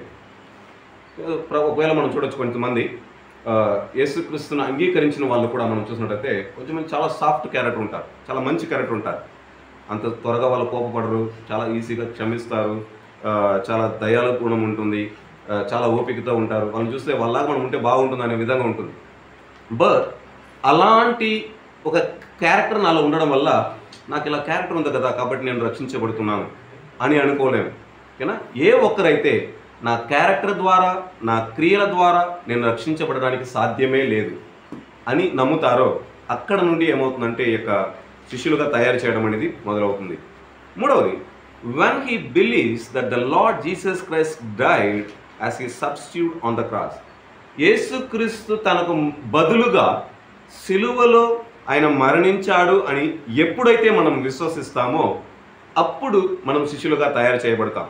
అక్కడ నుండి మొదలవుతుంది మన యొక్క శిష్యత్వం. ఎప్పుడు నాకు బదులుగా యేసుక్రీస్తు మరణించాడు, ఆయన మరణించడం ద్వారా నేను జీవించి ఉన్నాను అని ఎప్పుడైతే ఒకరు నమ్ముతారో అప్పుడు వారిలో యొక్క శిష్యత్వం అనేది ప్రారంభమవుతుంది. ఫైనల్లీ నాలుగవది, ఇది జస్ట్ ఒక ఇంట్రడక్షన్ లాగా నేను చెప్తున్నాను. మనం డీప్ క్లాస్కి వెళ్ళేటప్పుడు ఇంకా చాలా విషయాలు మీకు అర్థమవుతుంది. When by a definite decision of faith they acknowledge Jesus Christ as their only Lord and saviour. ఎప్పుడు యేసుక్రీస్తుని తమ సొంత రక్షకునిగాను దేవుణ్ణిగాను అంగీకరిస్తారో, అంటే ఇక నుంచి నా జీవితము యేసుక్రీస్తుదే, ఇక నుంచి నా రక్షకుడు యేసుక్రీస్తే, ఇక నుంచి నా దేవుడు యేసుక్రీస్తే అని ఎప్పుడైతే ఒక డిసిషన్, డెఫినెట్ డిసిషన్ తీసుకుంటారో, ఒక నిశ్చయమైన ఒక నిర్ణయాన్ని వాళ్ళు తీసుకుంటారో అప్పుడు అది నుండి వారి శిష్యులుగా తయారు చేయడం అనేది మొదలవుతుంది. నమ్మడం ఒకటి, వారు నిశ్చయం చేసుకోవడం ఒకటి, నిశ్చయమైన ఒక నిర్ణయం చేసుకోవడం ఒకటి. ఇక్కడ నుండి యేసుక్రీస్తు మాత్రమే నాకు దేవుడు, ఇక్కడ నుండి యేసుక్రీస్తు మాత్రమే నాకు రక్షకుడు, ఇక్కడ నుండి యేసుక్రీస్తు మాత్రమే నాకు సమస్తము అని ఎప్పుడైతే ఒకరు నిర్ణయాన్ని తీసుకుంటారో, గట్టి నిర్ణయాన్ని తీసుకుంటారో ఆ సమయం నుండి వారి శిష్యులుగా తయారు చేయబడడం అనేది ప్రారంభమవుతుంది. సో వెరీ మైన్యూట్గా ఈ ప్రశ్నకి మనం అనేక సార్లు మనం వెళ్ళి ఆన్సర్ వెతకలేం. శిష్యులుగా తయారు చేయడం అనేది ఎక్కడ మొదలవుతుంది అని మనం వెతకలేం. కానీ ఈ పాయింట్ మనం నేర్చుకోవడం చాలా ఇంపార్టెంట్. ఎందుకంటే దీనిలో నుండి దాటి మనం వచ్చి ఉన్నాం. ఓకేనా? సో మనం ఒకప్పుడు మనం శిష్యులుగా తయారు చేయడం అనేది దీనివల్ల జరిగింది. ఒకవేళ ఈ స్టేజ్లో నేను లేకుండా ఉన్నాము అంటే ఇంకా మనం శిష్యులుగా కాలేదు అని అర్థం. అప్పుడు దాని అర్థము ఇంకొకరిని మనం శిష్యులుగా తయారు చేయలేము. ఇప్పుడు మనల్ని శిష్యులుగా తయారు చేసుకోవడం అనేది చాలా ఇంపార్టెంట్. మనం శిష్యులుగా ఉంటూ ఇంకొకరిని శిష్యులుగా తయారు చేయడం అనేది దేవుడు మనకిచ్చిన ఆజ్ఞ. అర్థమైందా ఈ టాపిక్? ఓకే. సో నేను ఒక పుస్తకాన్ని చదువుతున్నప్పుడు నాకు చాలా ఒక మంచి పుస్తకం ఇది, విలియం మెక్డొనాల్డ్ అనేసి. నేను మీకు అలాగే మీకు చదివి చూపించాలనేసి నేను అలాగే టైప్ చేసి పెట్టేశాను. చాలా సూపర్గా ఉంటుంది. ఈయన చాలా పుస్తకాలు కూడా. దాంట్లో ఒక పుస్తకం నా దగ్గర ఒక 3 పుస్తకాలు ఏముంటుంది ఈయన గురించి. దాంట్లో ఒక పుస్తకం ద ట్రూ డిసైపుల్షిప్ అనే ఒక పుస్తకాన్ని నేను రాశాను, విలియం మెక్డొనాల్డ్. ఓకేనా? మీరు ఒకవేళ గూగుల్లో సెర్చ్ చేస్తే ఈ పుస్తకం వస్తుందో నాకు తెలియదు, కానీ మీరు ట్రై చేసి చూడండి. సో విలియం మెక్డొనాల్డ్ అనే ఇతను ట్రూ డిసైపుల్, నిజమైన శిష్యత్వము అనే ఒక పుస్తకాన్ని ఆయన రాశాడు. అప్పుడు ఆయన రాసిన పుస్తకంలో ఆయన కొన్ని మాటలు ఆయన ఉద్దేశించింది, అంటే నాకు అది చాలా ఉపయోగంగా ఉన్నది. కొన్ని నేను చదువుతాను, మీరు చూడండి. The true Christianity is an all out commitment to the lord Jesus Christ. అంటే ఒక నిజమైన క్రైస్తవము అనేది పూర్ణముగా క్రీస్తుకు సమర్పించిన వారుగా ఉండడమే నిజమైన క్రైస్తవం. పూర్ణముగా, అది వాళ్ళ యొక్క ఫైనాన్స్గా ఉండొచ్చు, అది వాళ్ళ యొక్క ఆరోగ్యం ఉండొచ్చు, వారి యొక్క ఫ్యామిలీగా ఉండొచ్చు, వారి యొక్క ప్రేమగా ఉండొచ్చు, వారి యొక్క వస్తువుగా ఉండొచ్చు, వాట్ ఎవర్ ఇట్ ఈస్. పూర్ణముగా క్రీస్తు కొరకు, క్రీస్తుకు ఎవరైతే అర్పించారో వారే క్రైస్తవముగా అనబడతారు. ఓకేనా? ఇది నాది, ఇది క్రీస్తుది. ఇప్పుడు క్రైస్తవం ఎలా ఉంది? నేను చర్చికి పోయేటప్పుడు నేను దేవుని బిడ్డ, నేను పరిచర్యకి పోయేటప్పుడు నేను సేవకుడు, నేను ఫెలోషిప్కి పోయేటప్పుడు నేను విశ్వాసి, మిగిలిన టైంలో ఐఎమ్ అ వర్కర్, నేను సోషలిజం, నేను ప్రపంచంలో ఒకరిగా ఉంటాను, నాకు సంపాదన ఇంపార్టెంట్, నాకు ఇంకొకటి ఇంపార్టెంట్, ఇలా అన్నీ చెప్తూ మనం ఒక విషయాన్ని మన వెనకాల మనం మోసుకుంటూ వెళ్తున్నాం, క్రిస్టియన్ అనేసి. అప్పుడు ఈయన ఎలా రాస్తున్నాడంటే, ఒక నిజమైన క్రైస్తవము అనేది పూర్ణముగా ఎవరైతే క్రీస్తుకు తమను తాము అప్పగించుకున్నారో వారికి మాత్రమే ఆ క్రిస్టియన్ అనే పదము చెందుతుంది. అప్పుడు ఆ విషయంలో మనం చాలా జాగ్రత్తగా ఉండడం ఇంపార్టెంట్. రెండవది ఆయన చెప్పే point, the saviour is not looking for man and women who will give their spare evening to him or their weekends or their year of retirement, rather he seeks those who will give him first place in their lives. So ఒకవేళ యేసుక్రీస్తు ఎవరైతే వారి యొక్క పని నుండి retired అయిపోయారు, వారు నాకు టైంని ఇస్తున్నారు, యేసుక్రీస్తు ఎదురు చూసేవాళ్ళు, పని మాడి రిటైర్ అయిపోయిన తర్వాత వాళ్ళ టైం నాకు ఇస్తే బాగుంటుంది అనే వాళ్ళని దేవుడు చూడడం లేదు. లేకపోతే వారములో ఒకసారి వచ్చి నాకు కనిపిస్తే వీకెండ్లో నాకు కొంచెం టైం ఉంది కాబట్టి నేను దేవుడిని కలుసుకుంటాను, వీకెండ్లో నేను దేవుడికి టైం ఇస్తాను, మిగిలిన రోజు I'm very busy with my works అనే వాళ్ళని దేవుడు ఎన్నుకోవడం లేదు. అట్ ద సేమ్ టైం ప్రతిరోజు ఈవినింగ్లో సాయంత్రం టైంలో నాకు కొంచెం గ్యాప్ ఉంటుంది, ఆ టైంలో నేను దేవుడితో కనెక్ట్ చేసుకుంటాను, ఇలాంటి వారిని దేవుడు ఏం చేయలేదంటే దేవుడిని కొరకు ఆయన దేవుడు తెలుసుకోవడం లేదు. కానీ ఇలాంటి వారిని దేవుడు ఎదురు చూడడం లేదు. ఎలాంటి వారిని దేవుడు ఎదురు చూస్తున్నాడంటే ఆయన అందుకే చెప్పాడు, rather he seeks those who will give him first place in their life. వారి యొక్క జీవితంలో మొదటి స్థానం ఎవరైతే దేవునికి ఇస్తున్నారో అలాంటి వారిని దేవుడు వెతుకుతున్నాడు. నా జీవితంలో ఫస్ట్ ప్లేస్ దేవునికే. ఫస్ట్ ప్లేస్ నా భార్య కాదు, ఫస్ట్ ప్లేస్ నా హస్బెండ్ కాదు, ఫస్ట్ ప్లేస్ నా మొబైల్ కాదు, ఫస్ట్ ప్లేస్ నా యొక్క సిస్టమ్ కాదు, ఫస్ట్ ప్లేస్ నా యొక్క స్పోర్ట్స్ కాదు, ఫస్ట్ ప్లేస్ నా యొక్క తల్లిదండ్రులు కాదు, ఫస్ట్ ప్లేస్ నా యొక్క సర్టిఫికెట్ నా యొక్క డిగ్రీకి కాదు, ఏదైనా కానీ నా అందానికి కాదు, నా యొక్క టాలెంట్కి కాదు, ఫస్ట్ ప్లేస్ నాకు దేవునికే, దీని తరువాతే ఎవరికైనా అని ఎవరైతే ఒక నిర్ణయాన్ని కలిగి ఉంటారో వారు మాత్రమే అలాంటి వారిని దేవుడు ఎదురు చూస్తున్నాడు, అలాంటి వారిని దేవుడు కోరుకుంటున్నాడు. సో చాలా స్ట్రాంగ్ ఆయన చెప్పాడు, ఈ ఒక్కొక్కటికి ఆయన ఎక్కువ ఎక్స్ప్లెనేషన్ ఇచ్చాడు. సో మూడవది, nothing less than unconditional surrender could ever be fitting response to his sacrifice at Calvary. అంటే అన్కండిషనల్ సరెండర్ అంటే నిబంధన లేకుండా ఎవరైతే పూర్ణముగా దేవునికి తమను తాము అప్పగించుకుంటారో అలాంటిది మాత్రమే యేసుక్రీస్తు సిలువలో ఆయన చేసిన యొక్క బలికి అది సరిపోయిన విధంగా ఉంటుంది. అంటే యేసుక్రీస్తు సిలువలో మన కొరకు ఆయన బలి అయ్యాడు. ఆయన బలి అయినప్పుడు నేను నమ్మాను నాకు సరిపోతుంది అంటే అలా కాదు. ఎవరైతే నా కొరకు యేసుక్రీస్తు సిలువలో మరణించాడు కానీ నన్ను నేను పూర్తిగా నిబంధన లేకుండా దేవుడికి నేను సరెండర్ చేస్తాను, ప్రభువా నేను నిన్ను ఫాలో చేస్తాను కానీ నాకు ఒక ఇల్లు కావాలి, ప్రభువా నేను ఫాలో చేస్తాను నాకు ఒక బైక్ కావాలి, ప్రభువా నీ పరిచర్య చేస్తాను నాకు త్వరగా పెళ్ళి అవ్వాలి, ప్రభువా నీ పరిచర్య చేస్తాను నాకు మనీ కావాలి, ప్రభువా నేను పరిచర్య చేస్తాను నా బాడీలో ఈ వ్యాధి లేకుండా పోవాలి.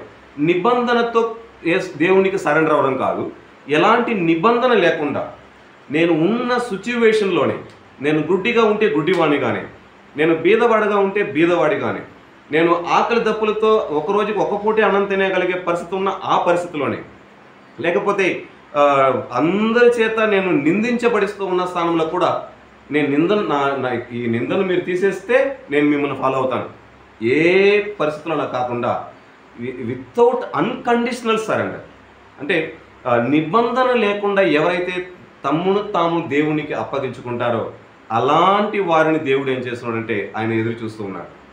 సమ్టైమ్స్ ఇవన్నీ కూడా మన వ్యక్తిగత లైఫ్లో మనం కరెక్ట్ చేసుకోవడానికి, సరి చేసుకోవడానికి. ఓకేనా, మీరు వినేటప్పుడు మీరు ఎలా వినాలంటే ఎవరికో చెప్పాలని కాదు, ఇది నాకు దేవుని చేత చెప్పబడుతుంది. సో ఈ పుస్తకం చదివినప్పుడు నేను చాలా విషయాలు నేను మార్చుకోవడం నాకు సహాయపడింది. ఈ యొక్క పుస్తకం చాలా మంచి ఆథర్, ఇది చాలా పుస్తకాలు ఉంది, మీకు ఒకవేళ దొరికితే మీరు చదవడానికి మీరు ట్రై చేయండి.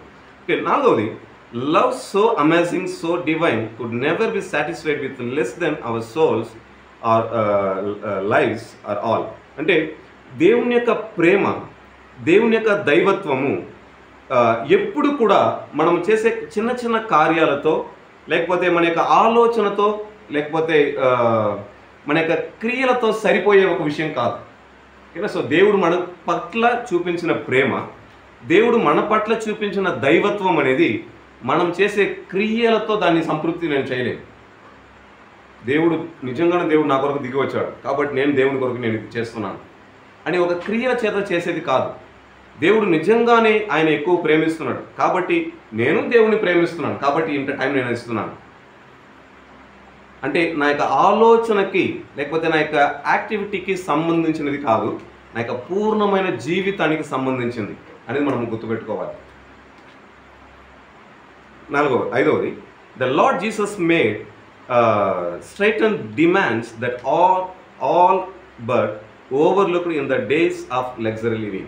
అంటే ఎవరైతే ఒక లగ్జరీ లివింగ్ జీవిస్తున్నారో, లగ్జరీ ఎలా చెప్పచ్చు తెలుగులో, లగ్జరీ ఆడంబరంగా, ఎవరైతే ఆడంబరమైన ఒక జీవితాన్ని వాళ్ళు జీవిస్తూ ఉన్నారో అలాంటి వారి దగ్గర దేవుడు చాలా ఖచ్చితంగా కొన్ని డిమాండ్స్ దేవుడు పెట్టి తీరుతున్నాడు యేసుక్రీస్తు.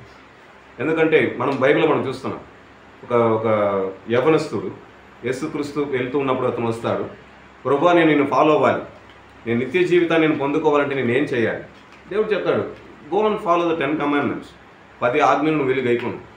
అతను చాలా సింపుల్గా చెప్పేశాడు, ప్రభు ఇవన్నీ నేను చిన్న వయసు నుంచే చేస్తూ ఉన్నాను, చిన్న వయసు నుంచి నేను అంత సక్రమంగా నేను చేస్తూ ఉన్నాను. అప్పుడు దేవుడు చెప్పాడు, నీకు ఉన్నదంతా అమ్మేసి ఇచ్చేసి నువ్వు నా వెనుకరా. అప్పుడు he is not ready to sell everything, give up everything. తను కలిగి ఉన్న వాటిని వదిలిపెట్టడానికి క్రీస్తు కొరకు అతను సిద్ధంగా లేదు. అప్పుడు క్రీస్తు కొరకు వదిలిపెట్టకూడని కార్యాలు మనలో చాలా ఉంది. ఇప్పుడు దాన్ని మనం ఫోకస్ చేసి చూడడం చాలా ఇంపార్టెంట్.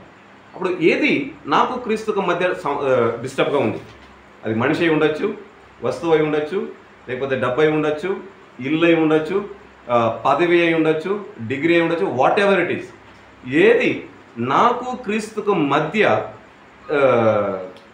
ఆటంకంగా ఉంది అనేది మనం గ్రహించడం చాలా ఇంపార్టెంట్. అప్పుడు ఇలాంటి వారి దగ్గర, అంటే ఎవరైతే లగ్జరీని అనుభవిస్తూ లగ్జరీ లైఫ్లో ఉంటూ నేను దేవుణ్ణి పెట్టా, నేను దేవుని విశ్వాసం అనుకుంటున్నారో అలాంటి వారి దగ్గర దేవుడు కొన్ని డిమాండ్స్ ఆయన ఎదురు చూసి తీరుతాడు. డిమాండ్స్ ఎందుకంటే మన కంటి ముందు ఒకరు బీదవాళ్ళుగా ఉన్నప్పుడు, మన కంటి ముందు ఒకరు అన్నం తినడానికి అన్నం లేకుండా ఉన్నప్పుడు, నేను 3 పూట్లకి 4 పూట్లకి నేను తినగలిగితే there I make a mistake. నా కంటికి తెలియకపోతే పర్లేదు, నా కంటికి తెలిసి అలా జరుగుతుందంటే నా యొక్క శిష్యత్వంలో ఒక ప్రాబ్లం ఉంది. ఎందుకంటే యేసుక్రీస్తు ఎప్పుడూ అలా చేయలేదు.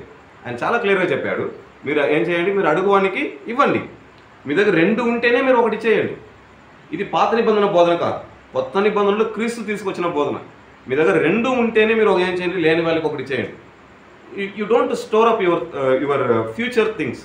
మీ యొక్క భవిష్యత్తు గురించి మీరు ఏం చేయొద్దు, మీరు స్టోర్ చేసి పెట్టద్దు. ఎందుకు స్టోర్ చేసి పెట్టకూడదు అంటే, ఒక శిష్యుడు ప్రతిరోజుకి క్రీస్తు మీద ఆధారపడాలి, క్రీస్తు దగ్గర ఎదురు చూడాలి. ప్రభు ఈరోజు నాకేమి, ప్రభు ఈ పరిస్థితికి నాకేమి, ప్రభు ఈ వారానికి నాకేమి, ప్రభు నెక్స్ట్ పరిస్థితికి నాకేమి అని ప్రతి విషయానికి క్రీస్తు మీద ఆధారపడేవాడే నిజమైన శిష్యుడిగా ఉంటాడు. కానీ నా దగ్గర ఇంత బ్యాలెన్స్ ఉంది, బ్యాంక్ బ్యాలెన్స్, నా దగ్గర ఇంత సౌకర్యం ఉంది, నా దగ్గర ఇలాంటి టెక్నాలజీ ఉంది, సో ఐ కెన్ డూ అనే వాళ్ళు కాదు దేవుడు ఎదురు చూస్తున్నది. వారి యొక్క లగ్జరీ కంఫర్ట్ని ఎవరైతే అనుభవిస్తున్నారో వారి దగ్గర దేవుడు కొన్ని డిమాండ్స్ వాళ్ళ దగ్గర పెట్టే తీరుతాడు. ఓకే, ఫైనల్లీ 6వది, too often we look upon Christianity as an escape from all hell and guarantee of heaven. So ఎక్కువ వరకు ఇక క్రైస్తవం మనకు ఒక ర్యాండమ్గా మనకు బోధించిన, మనకు నేర్పిస్తున్న ఒక మాట మనం చూసినట్టయితే, క్రీస్తుని నమ్ముకుంటే నరకము నుండి తప్పించబడి మనం పరలోకానికి వెళ్ళిపోతాం. ఈ బోధనని ఎక్కువగా మనలో తీసుకొచ్చేసారు. అప్పుడు ఎందుకు క్రీస్తుని నమ్ముకోవాలి? పరలోకం పోవడానికి. ఎందుకు క్రీస్తుని నమ్ముకోవాలి? నరకం నుంచి తప్పించబడడానికి.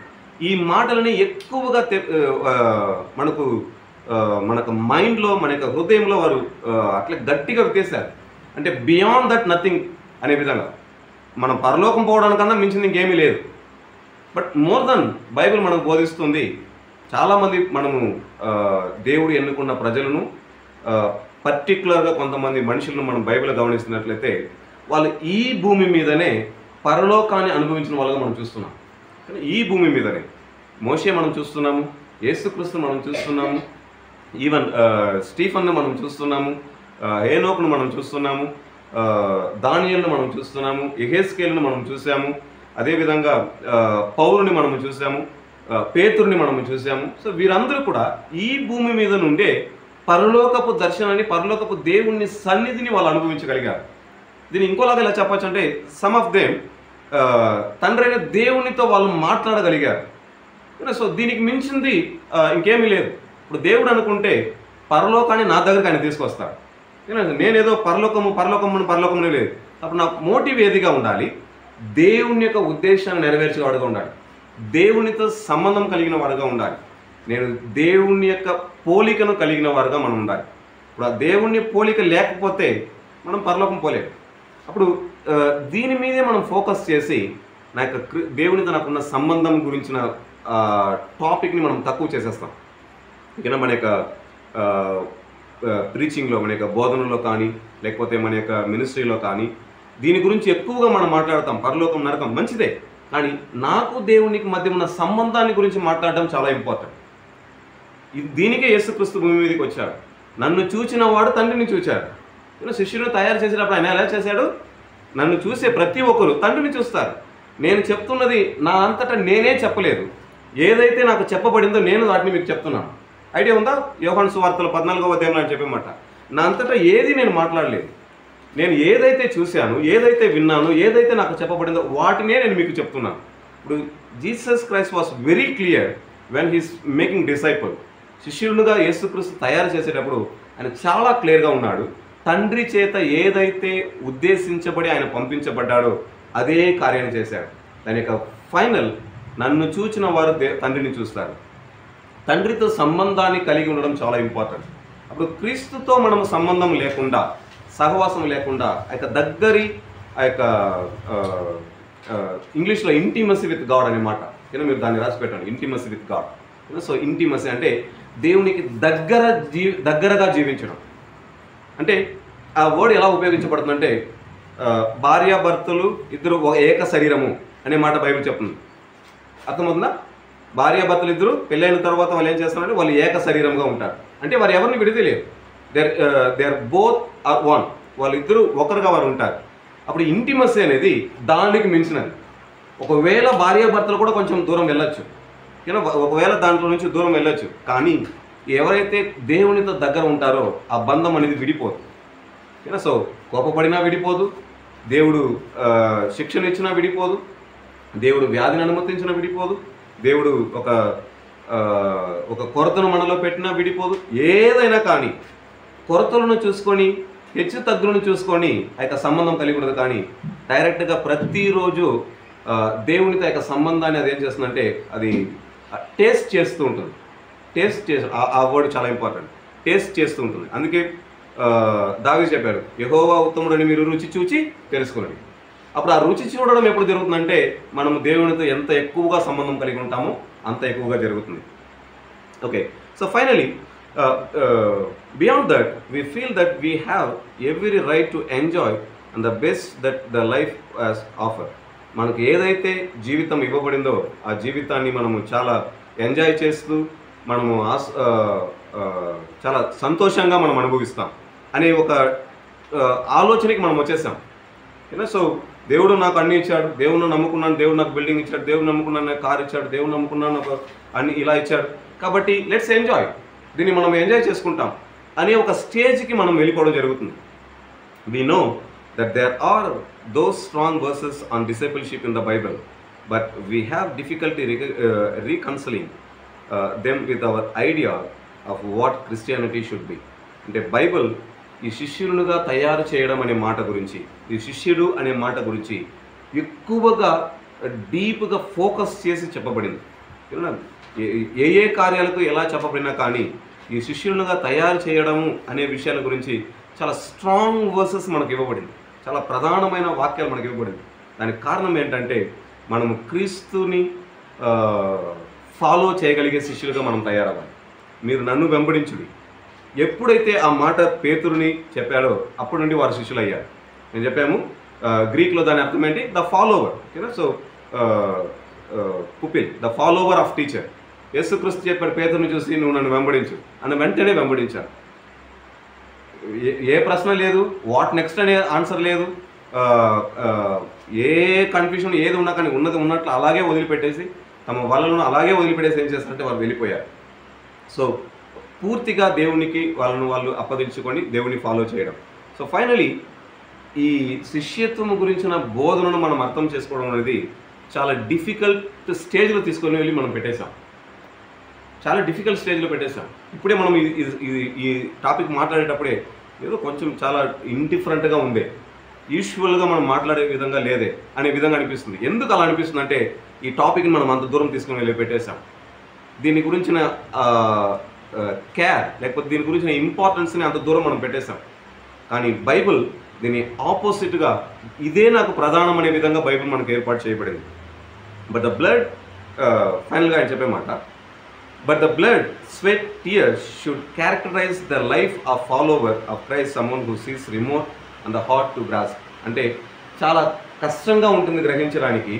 అయినా ఒక శిష్యుడు వారి యొక్క రక్తము, వారి యొక్క చెమట, వారి యొక్క కన్నీరు అన్నిటినీ క్రీస్తు కొరకు సిద్ధపరిచిన వారుగా వారు ఉన్నారు. వారి యొక్క రక్తము, వారి యొక్క కన్నీరు, వారి యొక్క చెమట అన్నిటినీ క్రీస్తు కొరకు సిద్ధపరిచిన వారుగా, ప్రభువా నా రక్తం నీ కొరకే, ప్రభువా నా కన్నీరు నీ కొరకే, ప్రభువా నా యొక్క చెమట నీ కొరకే, అంటే నీ కొరకు నేను చంపబడడానికి సిద్ధం, నీ కొరకు నేను శ్రమపడడానికి సిద్ధం, చెమట, ప్రభువా నీ కొరకు నేను టీఎస్ నేను ఏడవడానికి, మొరపెట్టడానికి, విజ్ఞాపన చేయడానికి నేను సిద్ధంగా ఉన్నాను. ఈ 3 ఘట్టాలకి ఎవరైతే సిద్ధంగా ఉంటారో they are all the true disciples. ఇలాంటి వారిని దేవుడు ఎదురు చూస్తున్నాడు. అప్పుడు ఎలాంటి వారిని దేవుడు ఎదురు చూస్తున్నాడు అనే టాపిక్లో ఆయన ఈ మాటలు మనం చూస్తున్నాం. At the word of Jesus are very clear enough. అంటే క్రీస్తు ఇదే మాటల్ని చాలా తేటగా మనకు ఆయన క్లారిఫై చేశాడు. ఈవెన్ రాబోయే ఇంకా టాపిక్లో మనం ఇంకా కొన్ని కార్యాలు మనం క్లియర్గా మనం చూడబోతాం. ఓకే, నేను ఈ చార్ట్తో నేను ఈ క్లాస్ని ముగించడానికి will try. So levels of maturity, ఇది చాలా ఇంపార్టెంట్. అంటే మనం ఏ స్టేజ్లో ఉన్నామనేది మనకు ఒక ఐడియా మనకు వస్తుంది. ఆన్లైన్లో ఉన్న వాళ్ళకి వినిపిస్తుందా? ఎవరైనా రెస్పాండ్ అవ్వండి. Okay, thank you. So levels of maturity అంటే స్పిరిచువల్ మెచ్యూరిటీ అని మనం చెప్పొచ్చు. ఆత్మీయమైన ఒక ఎదుగుదల. అప్పుడు నేను క్రీస్తులో ఎదిగాను, లేకపోతే నేను క్రీస్తులో నేను శిష్యుడిగా ఉన్నాను అనుకున్నా, లేకపోతే నేను శిష్యులుగా తయారు చేస్తున్నాను అని అనుకున్నా, నన్ను నేను ఎలా సరి చేసుకోవాలి, నేను అర్థం చేసుకోవాలి. అప్పుడు ఇక్కడ మీరు చూసినట్లయితే మీకు క్లియర్గా కనిపిస్తుంది అనుకుంటాను. 2 భాగాలు మనం చూస్తున్నాం. ఒకటి డిసైపుల్ అంటే శిష్యులు, రెండవది డిసైపుల్ మేకర్ అంటే శిష్యులుగా తయారు చేయవారు. ఓకేనా? శిష్యులుగా తయారు చేయవారు. అప్పుడు శిష్యులకి 2 కార్యాలు మనం చూస్తున్నాం. ఒకటి శిష్యులకి అవసరమైనది ఏది, శిష్యులకి మోటివేటర్ అంటే సహకరించే వాళ్ళు ఎవరు. మోటివేటర్ తెలుగులో ఎలా చెప్పచ్చు? వర్డ్ మీనింగ్ ప్రోత్సహించేవారు. ఓకేనా? ప్రోత్సహించేవారు. అప్పుడు శిష్యులకి అవసరం ఏదిగా ఉంది, శిష్యులకి ప్రోత్సాహం ఏది ప్రోత్సహిస్తుంది, శిష్యులని ఏది ప్రోత్సహిస్తుంది అనే విధంగా మనం చదవబోతాం. ఇప్పుడు ఆ శిష్యులు అన్నప్పుడు చిన్నపిల్లలుగా ఉండొచ్చు, బిడ్డలుగా ఉండొచ్చు, చిన్న బిడ్డలుగా ఉండొచ్చు, యూత్గా ఉండొచ్చు, అండ్ అడల్ట్ అండ్ పేరెంట్గా ఉండొచ్చు, పెద్దవారుగా ఉండొచ్చు. ఈ చాలా ఇన్డెప్త్గా మీరు గమనించండి. ఒకవేళ శిష్యుడుగా ఉండి అతను ఒక బిడ్డగా ఉంటే, అంటే ఒక చిన్న శిశువుగా అతను ఉంటే, అతను ఒక చిన్న శిశువుగా ఉంటే అతని యొక్క అవసరం ఏది ఉంటుంది అని మనం చూసినట్టయితే protection, love of basic knowledge. అంటే తనకి భద్రత అవసరము, తనకి ప్రేమ అవసరము, బేసిక్ నాలెడ్జ్ అంటే ప్రాథమికమైన జ్ఞానము చాలా అవసరం. దీన్ని ఎలా మనం చెప్పచ్చు? శిష్యులు అన్నప్పుడు ఒకవేళ ఒక క్రైస్తవ కుటుంబంలో, మంచి సేవకుల కుటుంబంలో ఒక బిడ్డ పుడుతుంది. ఓకేనా? ఆ బిడ్డ పుట్టిన వెంటనే తల్లిదండ్రుల యొక్క ఆలోచన ఎలా ఉంటుందంటే ఇది 100% దేవునికి ఇష్టమైన ఒక బిడ్డగా ఇది ఎదగాలి అనే ఆలోచన చాలా క్లియర్గా ఉంటుంది. దాని అర్థం మీద శిష్యునిగా తయారవ్వాలి. అప్పుడు శిష్యునిగా ఇక బిడ్డ తయారవ్వాలంటే అవసరం దాన్ని ఎక్కడ ప్రారంభమవుతుందంటే ఫస్ట్ దాన్ని చేయాల్సింది ఏంటంటే ప్రొటెక్షన్ చాలా అవసరం, దాన్ని భద్రపరచడం. అంటే శిష్యులుగా తయారు చేయడానికి విరుద్ధంగా ఉన్న కార్యాలు ఏది తన దగ్గరికి చేరనివ్వకూడదు. భద్రపరచడం, ఎవ్రీథింగ్, ఫిజికల్గా భద్రపరచడము, మెంటల్గా భద్రపరచడము, ఎమోషనల్గా భద్రపరచడము, ఇవన్నీ కూడా. At the same time love, ఇక ప్రేమ చాలా ఇంపార్టెంట్. ఆ ప్రేమను చూసేటప్పుడు తల్లిదండ్రుల దగ్గర ఆ యొక్క బిడ్డ, లేకపోతే ఎవరైతే నడిపిస్తున్నారో వాళ్ళ దగ్గర ఆ యొక్క బిడ్డ ఆ యొక్క ప్రేమను చూసినప్పుడు ఈ ప్రేమే ఇలా ఉంటే క్రీస్తు ప్రేమ ఎలా ఉంటుంది, క్రీస్తు దగ్గర నుండి వీరి ప్రేమను తీసుకోవడం వల్ల వీరు ఇలా ఉన్నారు, కానీ ఈ ప్రేమను ఇచ్చిన క్రీస్తు ప్రేమ ఎలా ఉంటుంది అని చూడగలిగే విధంగా క్రీస్తు ప్రేమను చూపించే విధంగా ఉండాలి. మూడవది బేసిక్ నాలెడ్జ్ అనేది చాలా ఇంపార్టెంట్. ఓకేనా, ప్రాథమికంగా ఏదైతే ఒక జ్ఞానాన్ని కలిగి ఉండాలి. ఓకేనా, చిన్నపిల్లలలో నేను ఎక్కువ మందికి నాకు తెలిసిన వాళ్ళకి మా ఫ్రెండ్స్ వారి యొక్క పిల్లలకి నేను చెప్పడం జరుగుతుంది, మీ పిల్లలకి చిన్న వయసు నుండి ఏ ఒక్క విషయం అవసరమైనా, చిన్న విషయం అవసరమైనా దాన్ని మీ తల్లిదండ్రుల దగ్గర వాళ్ళు అడగకూడదు. వచ్చి ఫస్ట్ వారు దేవుని దగ్గర అడిగేసి, ఫస్ట్ యేసు ప్రభు దగ్గర అడిగేసి మళ్ళీ వచ్చి మీ దగ్గర అడిగే విధంగా మీరు వాళ్ళు చేయండి. ఒకవేళ వచ్చి మీ దగ్గర అడిగితే నువ్వు దేవుని దగ్గర అడుగు, దేవుడు నాకు ఇస్తేనే నేను నీకు ఇచ్చేదానికి. ఇప్పుడు నువ్వు నన్ను అడిగినా నేను వెళ్ళి దేవుని దగ్గర అడగాలి, కానీ నువ్వే దేవుని అడిగితే నీకేం కావాలో ఆయన తెలుసు కాబట్టి ఆయన ఏం చేస్తాను నాకు ఇస్తాడు, నేను నీకు దాన్ని తీసుకొచ్చి ఇస్తాను. అప్పుడు ఒక బేసిక్ నాలెడ్జ్ ఇది. అప్పుడు పిల్లలకి చిన్న వయసు నుండే ఇలాంటి వాటిని ఇవ్వడం. ఒక చిన్న బిడ్డ అయితే ఆ బిడ్డ విషయంలో అవసరం ఏదిగా ఉంటుంది శిష్యుడిగా అవ్వడానికి అన్నట్లయితే ఈ 3 పాయింట్. అదే ఒక చైల్డ్గా ఉంటే, ఒక స్టూడెంట్గా, ఒక బిడ్డగా మనం చూసినట్లయితే మేబీ ఒక 3 to 7 ఏజ్, ఓకేనా, ఇలాంటి వయసులో 11 వయసు వరకు కూడా మనం చెప్పచ్చు చైల్డ్ ఏజ్. ఇప్పుడు ఈ వయసులో అవసరం ఏది ఉంటుంది అంటే కన్సిస్టెంట్, అంటే స్థిరత్వం అవసరంగా ఉంటుంది, స్థిరత్వం. రెండవది స్ట్రాంగ్, అంటే వారు ఏదైనా ఒక నిర్ణయాన్ని వాళ్ళు తీసుకున్నప్పుడు దాంట్లో స్ట్రాంగ్గా నిలబడడానికి వాళ్ళకి ఎంకరేజ్ చేయాలి, స్ట్రాంగ్గా ఉండాలి. మూడవది గైడెన్స్ చాలా ఇంపార్టెంట్. గైడెన్స్, నడిపించడం. అంటే నేను చెప్పేశాను ఇంకా వాక్యం వాళ్ళు ఇంకా మర్చిపోకూడదు, వాళ్ళు చెప్తూనే ఉండాలి.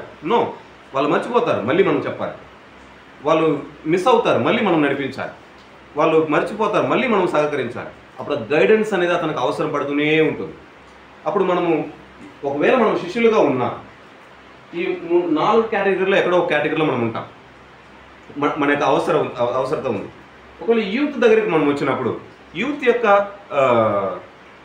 యంగ్స్టర్, యూత్ యొక్క నీడ్, అవసరత ఏది ఉంటుంది అని మనం చూసినట్టయితే స్ట్రెంగ్త్ అతనికి అవసరం.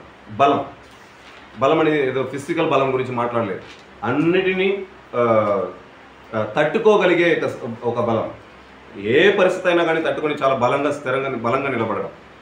రెండవది ఎక్స్పీరియన్స్ అనేది చాలా అవసరం. అనుభవం, దేవునితో తనకున్న అనుభవాన్ని అతనిలో ఎక్కువ చేయడం చాలా ఇంపార్టెంట్. నేను ఈరోజు వచ్చి నేను మీకు చెప్తూనే ఉంటే మీరు వింటూనే ఉంటారు, కానీ మీరు ఎవరికైనా మీరు చెప్పేస్తే అది మీకు మైండ్లో చాలా డీప్గా మీకు ఉండిపోతుంది. అప్పుడు ఎక్స్పీరియన్స్ అనేది చాలా ఇంపార్టెంట్. ఇప్పుడు ఎక్స్పీరియన్స్ని మనం ఫోకస్ చేయాలి. మూడవది రెస్పాన్సిబిలిటీ, బాధ్యతను తీసుకోవాలి. బాధ్యతను ఒకవేళ మనం తీసుకోకపోతే మనము శిష్యులుగా తయారవడంలో చాలా పెద్ద ప్రాబ్లం వచ్చేస్తుంది. సమ్టైమ్స్ ఒక టీమ్గా మనం పనిచేసేటప్పుడు మనం ఏం చేస్తామంటే ఒకరు అన్ని నాలెడ్జ్ ఉండి ఒక ముందు ప్లేస్లో ఉండి అన్నీ చేయగలిగితే వారు ఉన్నారు కదా చూసుకొని నేను ఉన్నా లేదు లేకపోయినా పర్లేదు అని మనము ఈజీగా దాన్ని తీసుకుంటాం. కానీ ఒక శిష్యుడిగా తయారైనప్పుడు నాకైనా బాధ్యతలు అనేది కొన్ని ఉండాలి, చాలా ఇంపార్టెంట్. బాధ్యత ఇవ్వబడాలి, బాధ్యతను తీసుకోవాలి. బాధ్యతను పక్కన పెట్టి ఫ్రీగా ఉండడానికి ఆలోచించకూడదు. శిష్యులుగా తయారయ్యేవాళ్ళు ఎవరైతే బాధ్యతలను తీసుకోవడానికి ఇష్టపడతారో వారు మాత్రమే వారి యొక్క శిష్యులుగా తయారవడంలో వెల్ డెవలప్డ్ని వాళ్ళు చూసేదానికి అవుతుంది. ఇప్పుడు బాధ్యతను తృణీకరించేవారు కాదు, బాధ్యతను ఇష్టపడేవారు. ఇప్పుడు ఆ బాధ్యత వాళ్ళకి అవసరం. ఆ బాధ్యతను చూసి ఏదో దాక్కోవడం కానీ పారిపోవడం కానీ. ఫర్ ఎగ్జాంపుల్ ఒక మీటింగ్ జరుగుతుంది, స్టార్టింగ్లో నేను స్టార్టింగ్ ప్రేయర్ చేయాల్సి ఉంది, ఓకేనా, ఇది నా బాధ్యత. అప్పుడు నేను నాకు స్టార్టింగ్ ప్రేయర్ చేయడం నాకేదో ఒక హెసిటేట్గా ఉంది, నాకేదో ఒక ఫీల్గా ఉంది, వేరే ఎవరైనా ఒకరు చేసేస్తే బాగుంటుంది. అప్పుడు నేను ఆ ప్రేయర్కి నేను వెళ్తున్నాను, ఒక 5 minutes నేను ఆపితే నాకు బదులు ఎవరొకరు చేసేస్తారు. అవునా, నా గురించి వెయిట్ చేయరు, ఎవరో ఒకరు చేసేస్తారు. అప్పుడు ఆ ఐడియాలో నేనేం చేస్తాను, ఒక 10 minutes వెయిట్ చేసిపోతాను. ఎలాగో తెలుసు నేను లేకపోతే ఎవరో ఒకరు పెట్టి చేసేస్తారు. ఇది ఏమవుతుందంటే బాధ్యత నుండి మనల్ని మనం తప్పించుకోవడం. కానీ ఆ బాధ్యతలో నేను తీసుకున్నట్లయితే, నేను వెళ్ళి అక్కడ చేసినట్లయితే, ఒకవేళ మొదటి రోజు నాకు భయం ఉండొచ్చు, రెండవ రోజు నాకు కొంచెం భయం ఉండొచ్చు, 5వ రోజు నాకు భయం ఉండొచ్చు, 10వ రోజు నాకు భయం ఉండొచ్చు. ఒక 1 year తర్వాత మీరు చూసినట్లయితే you are the best prayer వారియర్గా మీరు ఉంటారు. అది ఎక్కడి నుంచి వస్తుందంటే బై ఎక్స్పీరియన్స్, అనుభవంలో వస్తుంది. ఆ అనుభవము మీకు ఆ యొక్క బలాన్ని, మీకు బలం, మీరు ఎంత స్థిరంగా బలంగా మీరు ఉంటారో దాని ద్వారా ఆ యొక్క అనుభవంలోనికి మీరు నడిపించబడతారు. ద మోస్ట్ థింగ్, రెస్పాన్సిబిలిటీ అనేది చాలా ఇంపార్టెంట్. బాధ్యత వహించడం, బాధ్యత తీసుకోవడం, బాధ్యతను వదిలిపెట్టి వెళ్ళడం కాదు. యేసుక్రీస్తు శిష్యులుగా పిలిచినప్పుడు ఒక్కొక్కరికి ఒక్కొక్క బాధ్యతను ఇచ్చాడు. సో పస్కాను ఆచరించడానికి కొంతమందికి, సిద్ధం చేయడానికి కొంతమందికి బాధ్యత, డబ్బును హ్యాండిల్ చేయడానికి కొంతమంది బాధ్యత, వరి కట్టడానికి కొంతమంది బాధ్యత, తనకన్నా ముందు వెళ్ళి ప్రదేశాలను సిద్ధపరచడం కొంతమంది బాధ్యత. సో హీ డిస్ట్రిబ్యూట్, ప్రతి ఒక్కరికి ఆ యొక్క బాధ్యతను దేవుడు ఏం చేస్తాడంటే సపరేట్ చేసి వాళ్ళు పెట్టారు. ఇది నువ్వే చేయాలి, ఇది నీ పని, ఇది నువ్వు చేసి తీరాలి. అలా పంపించిన వాళ్ళు వారి యొక్క బాధ్యతను సరిగా చేయకుండా వాళ్ళు తిరిగి వచ్చినప్పుడు దేవుడు వాళ్ళని మందలించాడు, వారిని తిట్టాడు. ఇంకా ఎన్ని రోజులు నేను మీతో ఉంటాను, ఇంకా అవిశ్వాసులుగా మీరు ఉన్నారు, ఇంకా ఎన్ని రోజులు నేను మీతో ఉంటాను. అప్పుడు బాధ్యత అనేది మనం ఎంత ఎక్కువగా మనం తీసుకుంటామో అంత ఎక్కువగా మనం నిజమైన శిష్యులంగా మనం మార్చబడడం అనేది జరుగుతుంది. బాధ్యత నుండి ఎంత తప్పించుకోవడానికి ట్రై చేస్తామో మనం జీవితాంతం అదే స్టేజ్లో ఉంటాం. మనకు ముందు వెనుక ఉన్న వాళ్ళు ఎదిగిపోతూనే ఉంటారు. సమ్టైమ్స్ మనకి ఈజీగా ఒక ప్రశ్న ఉంటుంది, ఎందుకు వాళ్ళు బాగా పాడుతున్నారు, నేను పాడలేకుండా పోతున్నాను? ఎందుకు వాళ్ళు బాగా వాక్యాన్ని చెప్పగలుగుతున్నారు, నేను చెప్పలేకుండా పోతున్నాను? ఎందుకు వాళ్ళు బాగా ఆరాధన చేయగలుగుతున్నారు, నేను చేయలేకుండా పోతున్నాను? ద రీజన్ వెరీ సింపుల్, నేను చెయ్యాలనే బాధ్యత నేను తీసుకోలేదు, నేను పాడాలనే బాధ్యత నేను తీసుకోలేదు, నేను ఒక మీటింగ్ జరిపించాలని ఒక బాధ్యత నేను తీసుకోలేదు, లేకపోతే ఒక చర్చ్ నేను జరపాలని ఒక బాధ్యత నేను తీసుకోలేదు. ఎందుకు తీసుకోలేదంటే భయం. ఆ భయమే మనం చూసాము, ఆ యొక్క స్ట్రెంత్ చాలా ఇంపార్టెంట్. దేవుడు నాతో ఉన్నాడు, నా దేవుని నడిపింపు చేత నేను పోతున్నాను. నా జ్ఞానాన్ని నమ్ముకొని నేను పోవడం లేదు, నా యొక్క బలాన్ని నమ్ముకొని నేను పోవడం లేదు. దేవుడు నన్ను పిలిచాడు, నేను దేవునికి లోబడి నేను వెళ్తున్నాను. దేవుడు నన్ను ఎలా నడిపిస్తే దేవుని యొక్క నామానికి మహిమకరంగా నేను వాడబడతాను. ఇది చాలా దృఢముగా వారు వెళ్ళగలిగినట్లయితే వారు దృఢముగా వెళ్ళి చేసే పని ఒక అనుభవాన్ని వాళ్ళకి ఇస్తుంది. దాని ద్వారా వారు లైఫ్లో రెస్పాన్సిబిలిటీ అనేది ఎక్కువగా తిరిగి తీసుకోవడం జరుగుతుంది. So I'm encouraging you, don't get away from the responsibility. మీకు ఇవ్వబడే మీ ముందు ఉండే బాధ్యతలను చూసి మీరు ఎస్కేప్ అవడానికి లేకపోతే మీరు అవాయిడ్ చేయడానికి మీరు ట్రై చేయొద్దు. వీలైతే బాధ్యతలను తీసుకోవడానికి మీరు ట్రై చేయండి. ఓకేనా? అది ఎలాంటి బాధ్యత అయినా మీకు సరిపోయిన బాధ్యత, అంటే మీ బియాండ్గా మీరు బాధ్యతలు తీసుకోవద్దు. మీ వల్ల మోయాలని బాధ్యతలు మీరు తీసుకోవద్దు. చిన్న బాధ్యతలు తీసుకోండి. ఒక్కొక్కటికి 1 year, 2 year, 3 year. సో 5 yearsలో చాలా అనుభవంలో మనకు వస్తుంది. అప్పుడు నేను ఎలాంటి నా యొక్క శిష్యత్వంలో ఎంత స్టేజ్లో నేను ఉన్నానని మనకు అర్థమవుతుంది. ఫైనలీ అడల్ట్ అండ్ పేరెంట్, పెద్దవాళ్ళు, తల్లిదండ్రులు అన్నప్పుడు మనం చూసినట్టయితే లీడర్షిప్ ఎబిలిటీ వాళ్ళకి అవసరం అవుతుంది. ఓకేనా? వాళ్ళకి నడిపించే నాయకుల యొక్క ఎబిలిటీ, సామర్థ్యం వాళ్ళకి అవసరం అవుతుంది.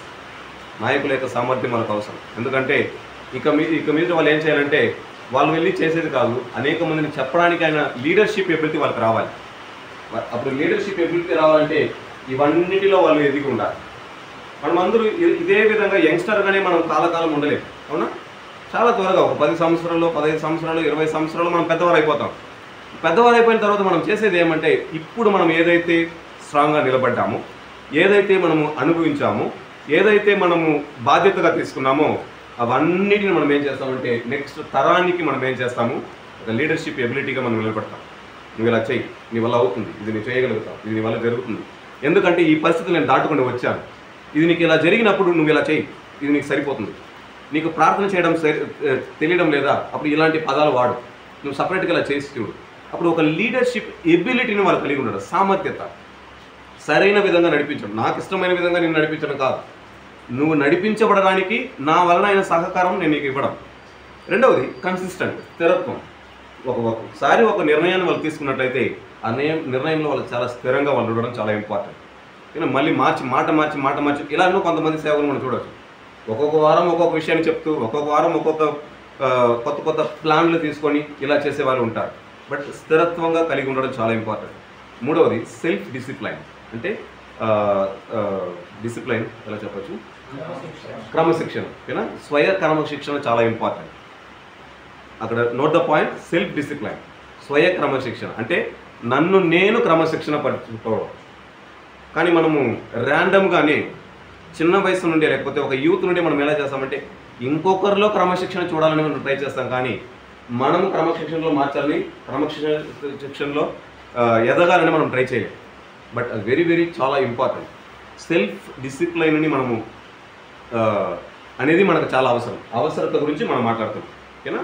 ఒక శిష్యులుగా మనం ఉన్నప్పుడు ఒకవేళ ఒక చిన్న బిడ్డగా ఉంటే ఏం అవసరము, చైల్డ్గా ఉంటే ఏం అవసరము, యూత్గా ఉంటే ఏం అవసరం పడుతుంది, అడల్ట్గా ఉంటే ఏం అవసరం పడుతుంది.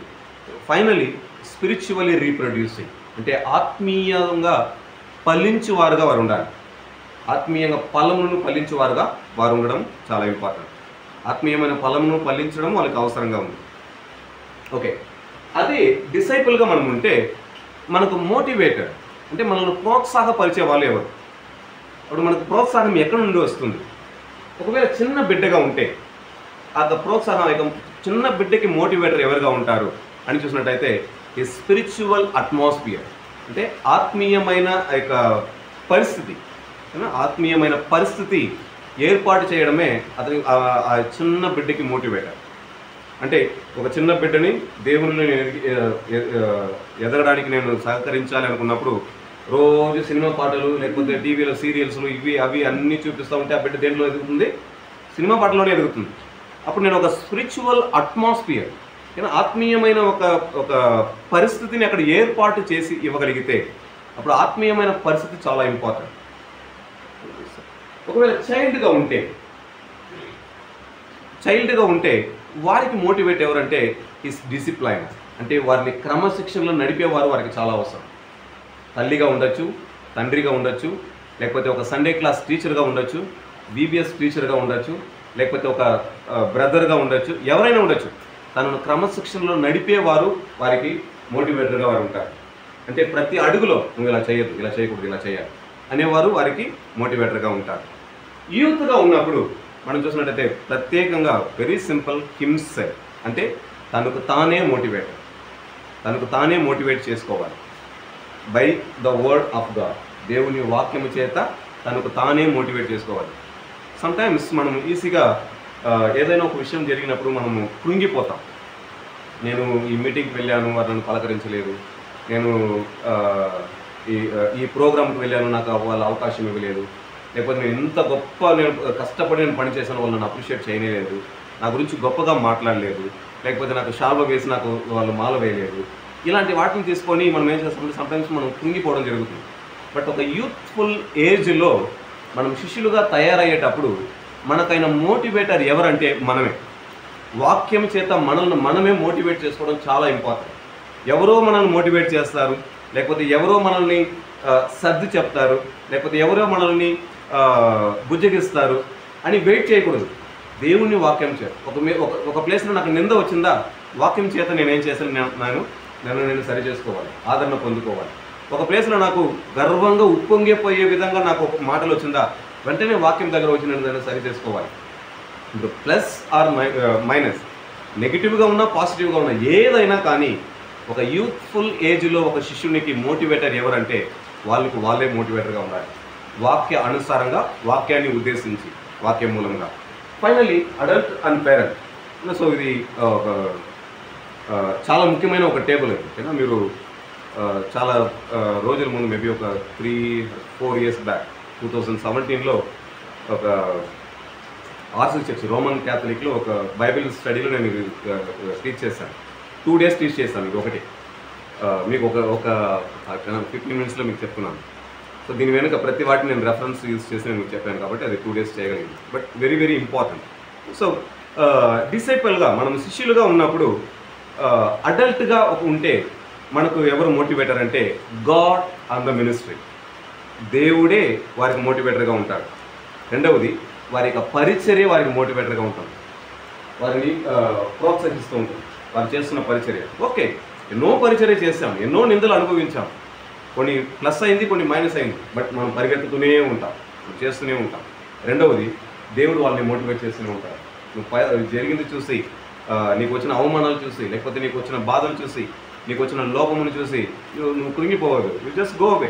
నువ్వు పోతూనే ఉండు, వెళ్తూనే ఉండు, నేను నీతో ఉన్నాను. అప్పుడు ఒక అడల్ట్ ఏజ్లో మనం శిష్యులుగా మనము ఉన్నట్లయితే మనకు మోటివేటర్ దేవుడు మనం చేస్తున్న పరిచర్యగా అది ఉంటుంది. రెండవ రోల్ డిసైపుల్ మేకర్. ఒకవేళ మనం శిష్యులను తయారు చేయవారుగా మనం ఉంటే మన యొక్క రోల్, శిష్యులుగా తయారు చేయవారుగా ఉంటే మన యొక్క రోల్ ఎలా ఉంటుందంటే, బేబీకి ఒక మదర్ అయిన రోల్గా మనం ప్లే చేయాల్సి ఉంటుంది. శిష్యులను తయారు చేయవారుగా ఉంటే మన యొక్క పని ఎలా ఉంటుందంటే, ఒక చిన్న బిడ్డకి తల్లి లాంటి ఒక స్థానాన్ని మనం వహించాల్సి ఉంటుంది. చిన్న బిడ్డ అన్నప్పుడు డోంట్ థింక్ ఫిజికల్గా మాత్రం కాదు, స్పిరిచువల్గా. అంటే ఇప్పుడే వాళ్ళు యేసుక్రీస్తుని అంగీకరించవచ్చు. ఇంకా ఏమీ తెలియదు, బైబిల్ అంటే ఏమీ తెలియదు, ఎన్ని పుస్తకాలు ఉందని తెలియదు, క్రీస్తుకి యెహోవాకి డిఫరెన్స్ తెలియదు, అపోస్తలుడికి శిష్యులకి డిఫరెన్స్ తెలియదు, చాలా ఇన్డెప్త్ బోధనలు ఏది తెలియదు. ఎవరో చెప్పారు క్రీస్తుని నమ్ముకుంటే ఏదో జరుగుతుందని నమ్ముకున్నారు, ఇప్పుడే వాళ్ళు ఎంటర్ అయ్యారు, జస్ట్ ఏ లిటిల్ బేబీ. ఇప్పుడు అలాంటి వారిని నేను శిష్యులుగా తయారు చేస్తే నా రోల్ ఎలా ఉండాలంటే మదర్గా ఉండాలి. అంటే వారిని పోషించే విధంగా, వారిని భద్రంగా చూసుకునే విధంగా, వారిని పోషించే విధంగా, వారిని ఆదరణ పరిచే విధంగా నేను ఉండాలి. ఒక తల్లి స్థానంలో నేను ఉండాలి. అప్పుడు నా యొక్క ఫుల్ మోటివ్ ఎలా ఉండాలంటే, నాకు ఒక దొరికారు, నేను ఈ వాక్యాలు చెప్పి 24 గంటలు నేను ప్రార్థన చేయించి ఉపవాసం చేయమని చెప్పి ఈ జీవితమే నాకు వద్దని వెళ్ళిపోయిన వాళ్ళు చాలామంది ఉన్నారు. ద రీజన్ బిడ్డని బిడ్డలాగా హ్యాండిల్ చేయాలి. ఓకేనా? ఒక దేవునిలోకి వచ్చిన ఒక వ్యక్తిని ఇప్పుడే వచ్చాడు, తనకి నాకు చాలా డిఫరెన్స్ ఉంది. నేను చేస్తున్నంత తను అప్పుడే చేయాలనుకుంటే అతనికి ఆ లైఫ్ ఇష్టం ఉండదు. ఈరోజు ఒక బిడ్డ పుట్టినట్లయితే ఆ బిడ్డను నేను బాగా పరిగెత్తాను, నువ్వు ఎందుకు పరిగెత్తునంటావు, పరిగెత్తున మనం కొడితే పరిగెత్తుందా? చేయదు. దానివల్ల కాదు. ఎందుకంటే అది దానికి తెలియదు. కానీ మనం చేయి పట్టి నేర్పిస్తే, మనము టైం ఇస్తే, మనం సహకరిస్తే, మనము కొంచెం గ్యాప్ ఇస్తే, ప్రతిరోజు మనం ఆ యొక్క బిడ్డతో మనం ఉంటూనే ఉంటే ఒకరోజు అది మనలాగానే నడుస్తుంది, ఒకరోజు అది మనలాగానే మాట్లాడుతుంది, ఒకరోజు అది మనలాగానే ప్రార్థన చేస్తుంది. అక్కడ టైం గ్యాప్ అనేది చాలా ఇంపార్టెంట్. వచ్చిన రోజే నాలాగా మీరు చేయడం లేదు, మీరు చేయాలి, నాలాగా చేయాలి. అప్పుడు క్రీస్తులోకి వచ్చిన తర్వాత వాళ్ళు బేబీగా ఉంటే మన రోల్, మదర్ రోల్ని మనం ప్లే చేయాల్సి ఉంటుంది, ఒకవేళ మనం శిష్యులుగా తయారు చేయగలిగినట్లయితే. రెండవది, ఒకవేళ మనము శిష్యులుగా తయారు చేసేటప్పుడు వాళ్ళు చైల్డ్గా ఉంటే మన రోల్ ఎలా ఉంటుందంటే, టీచర్గా ఉండాల్సిన స్థానం మనకు ఉంది. మనం టీచర్గా ఉండాలి. టు ఎక్యూప్ ఫర్ సర్వీస్, అంటే సేవ చేయడానికి వారిని ఏం చేయాలంటే మనము సిద్ధపరచాలి. టీచర్గా మనం ఉండాలి. అంటే వాక్యాలు నేర్పించడం కానీ, క్రమశిక్షణ నేర్పించడం కానీ, ఒక టీచర్ ఏదైతే వారికి నేర్పిస్తారో, అంటే క్లాస్ రూమ్లో కూర్చోపెట్టి నువ్వు ఈ క్లాస్ రూమ్ నుండి వెళ్ళిన తర్వాత, ఈ స్కూల్ నుండి వెళ్ళిన తర్వాత ఇది నీ లైఫ్ అని ఒక ఫుల్ లైఫ్ని చూపించి క్లాస్ రూమ్లో ఒక టీచర్ నేర్పిస్తడం జరుగుతుంది. ఒక MBBS డాక్టర్ మనం చూసినట్లయితే 4 years ఒక క్లాస్ రూమ్లో కూర్చొని నేర్చుకుంటాడు, తన జీవితం అంతా అదే ఉంటుంది. అప్పుడు ఆ క్లాస్ రూమ్లో ఆ డాక్టర్ తిరిగి అతనికి టీచర్ నేర్పించేది, నువ్వు వెళ్ళిపోయిన తర్వాత నీ లైఫ్ అంతా ఇది ఉంటుంది, కాబట్టి ఇక్కడ బాగా చదువుకో, బాగా చూడు, బాగా నేర్చుకో. ఇప్పుడు అదేవిధంగా ఒక చైల్డ్గా ఒక వ్యక్తి మనకు శిష్యుడుగా దొరికినట్లయితే, అంటే కొంచెం అవగాహన ఎక్కువగా ఉండి కొంచెం తక్కువగా ఉండి అలా ఉన్నట్లయితే, అలాంటి వ్యక్తికి మనం టీచర్గా ఉండడం చాలా ఇంపార్టెంట్. ఓకేనా? ఎవరికి మదర్గా ఉండాలి, ఎవరికి టీచర్గా ఉండాలి అనే గ్రహింపు మనకు ఉండడం చాలా ఇంపార్టెంట్. సో అందరికీ ఒకే విధంగా ట్రై చేయకూడదు. బాగా తెలిసిన వాళ్ళకి ఇప్పుడు నేను మీకు మదర్లాగా ఉండలేను, ఎందుకంటే మీకు అంతా తెలుసు అనుకునేసి మనల్ని మనమే మోసం చేసుకునేవాళ్ళం. ఇప్పుడు నేను మీకు మదర్గా ఉంటే అన్నీ వేస్టే, ఇచ్చేంత వరకు తీసుకునే ఉంటారు. ఓకేనా? నేను చూసుకునేంత వరకు భద్రంగానే ఉంటారు. ఇక్కడ నుండి మీరు బయటికి వెళ్ళిపోతే యువర్ నథింగ్. ద రీజన్ ఎవరి దగ్గర ఉందంటే నా దగ్గర ఉంది. అప్పుడు మీరు ఒకరిని తయారు చేసినట్లయితే ఆ గ్రహింపు మనకు ఉండడం చాలా ఇంపార్టెంట్. మనం నడిపిస్తున్న వాళ్ళు పసిబిడ్డలా, లేకపోతే వారు చైల్డ్గా వారు ఉన్నారా? మూడవది మనం చూసినట్లయితే ఒకవేళ యూత్గా ఉంటే, వాళ్ళు ఒకవేళ యూత్గా యంగ్స్టర్స్గా ఉంటే మనం ఎలా ఉండాలంటే కోచ్గా ఉండాలి. కోచ్ తెలుగులో ఎలా చెప్పొచ్చు ఆ పదానికి? కోచ్,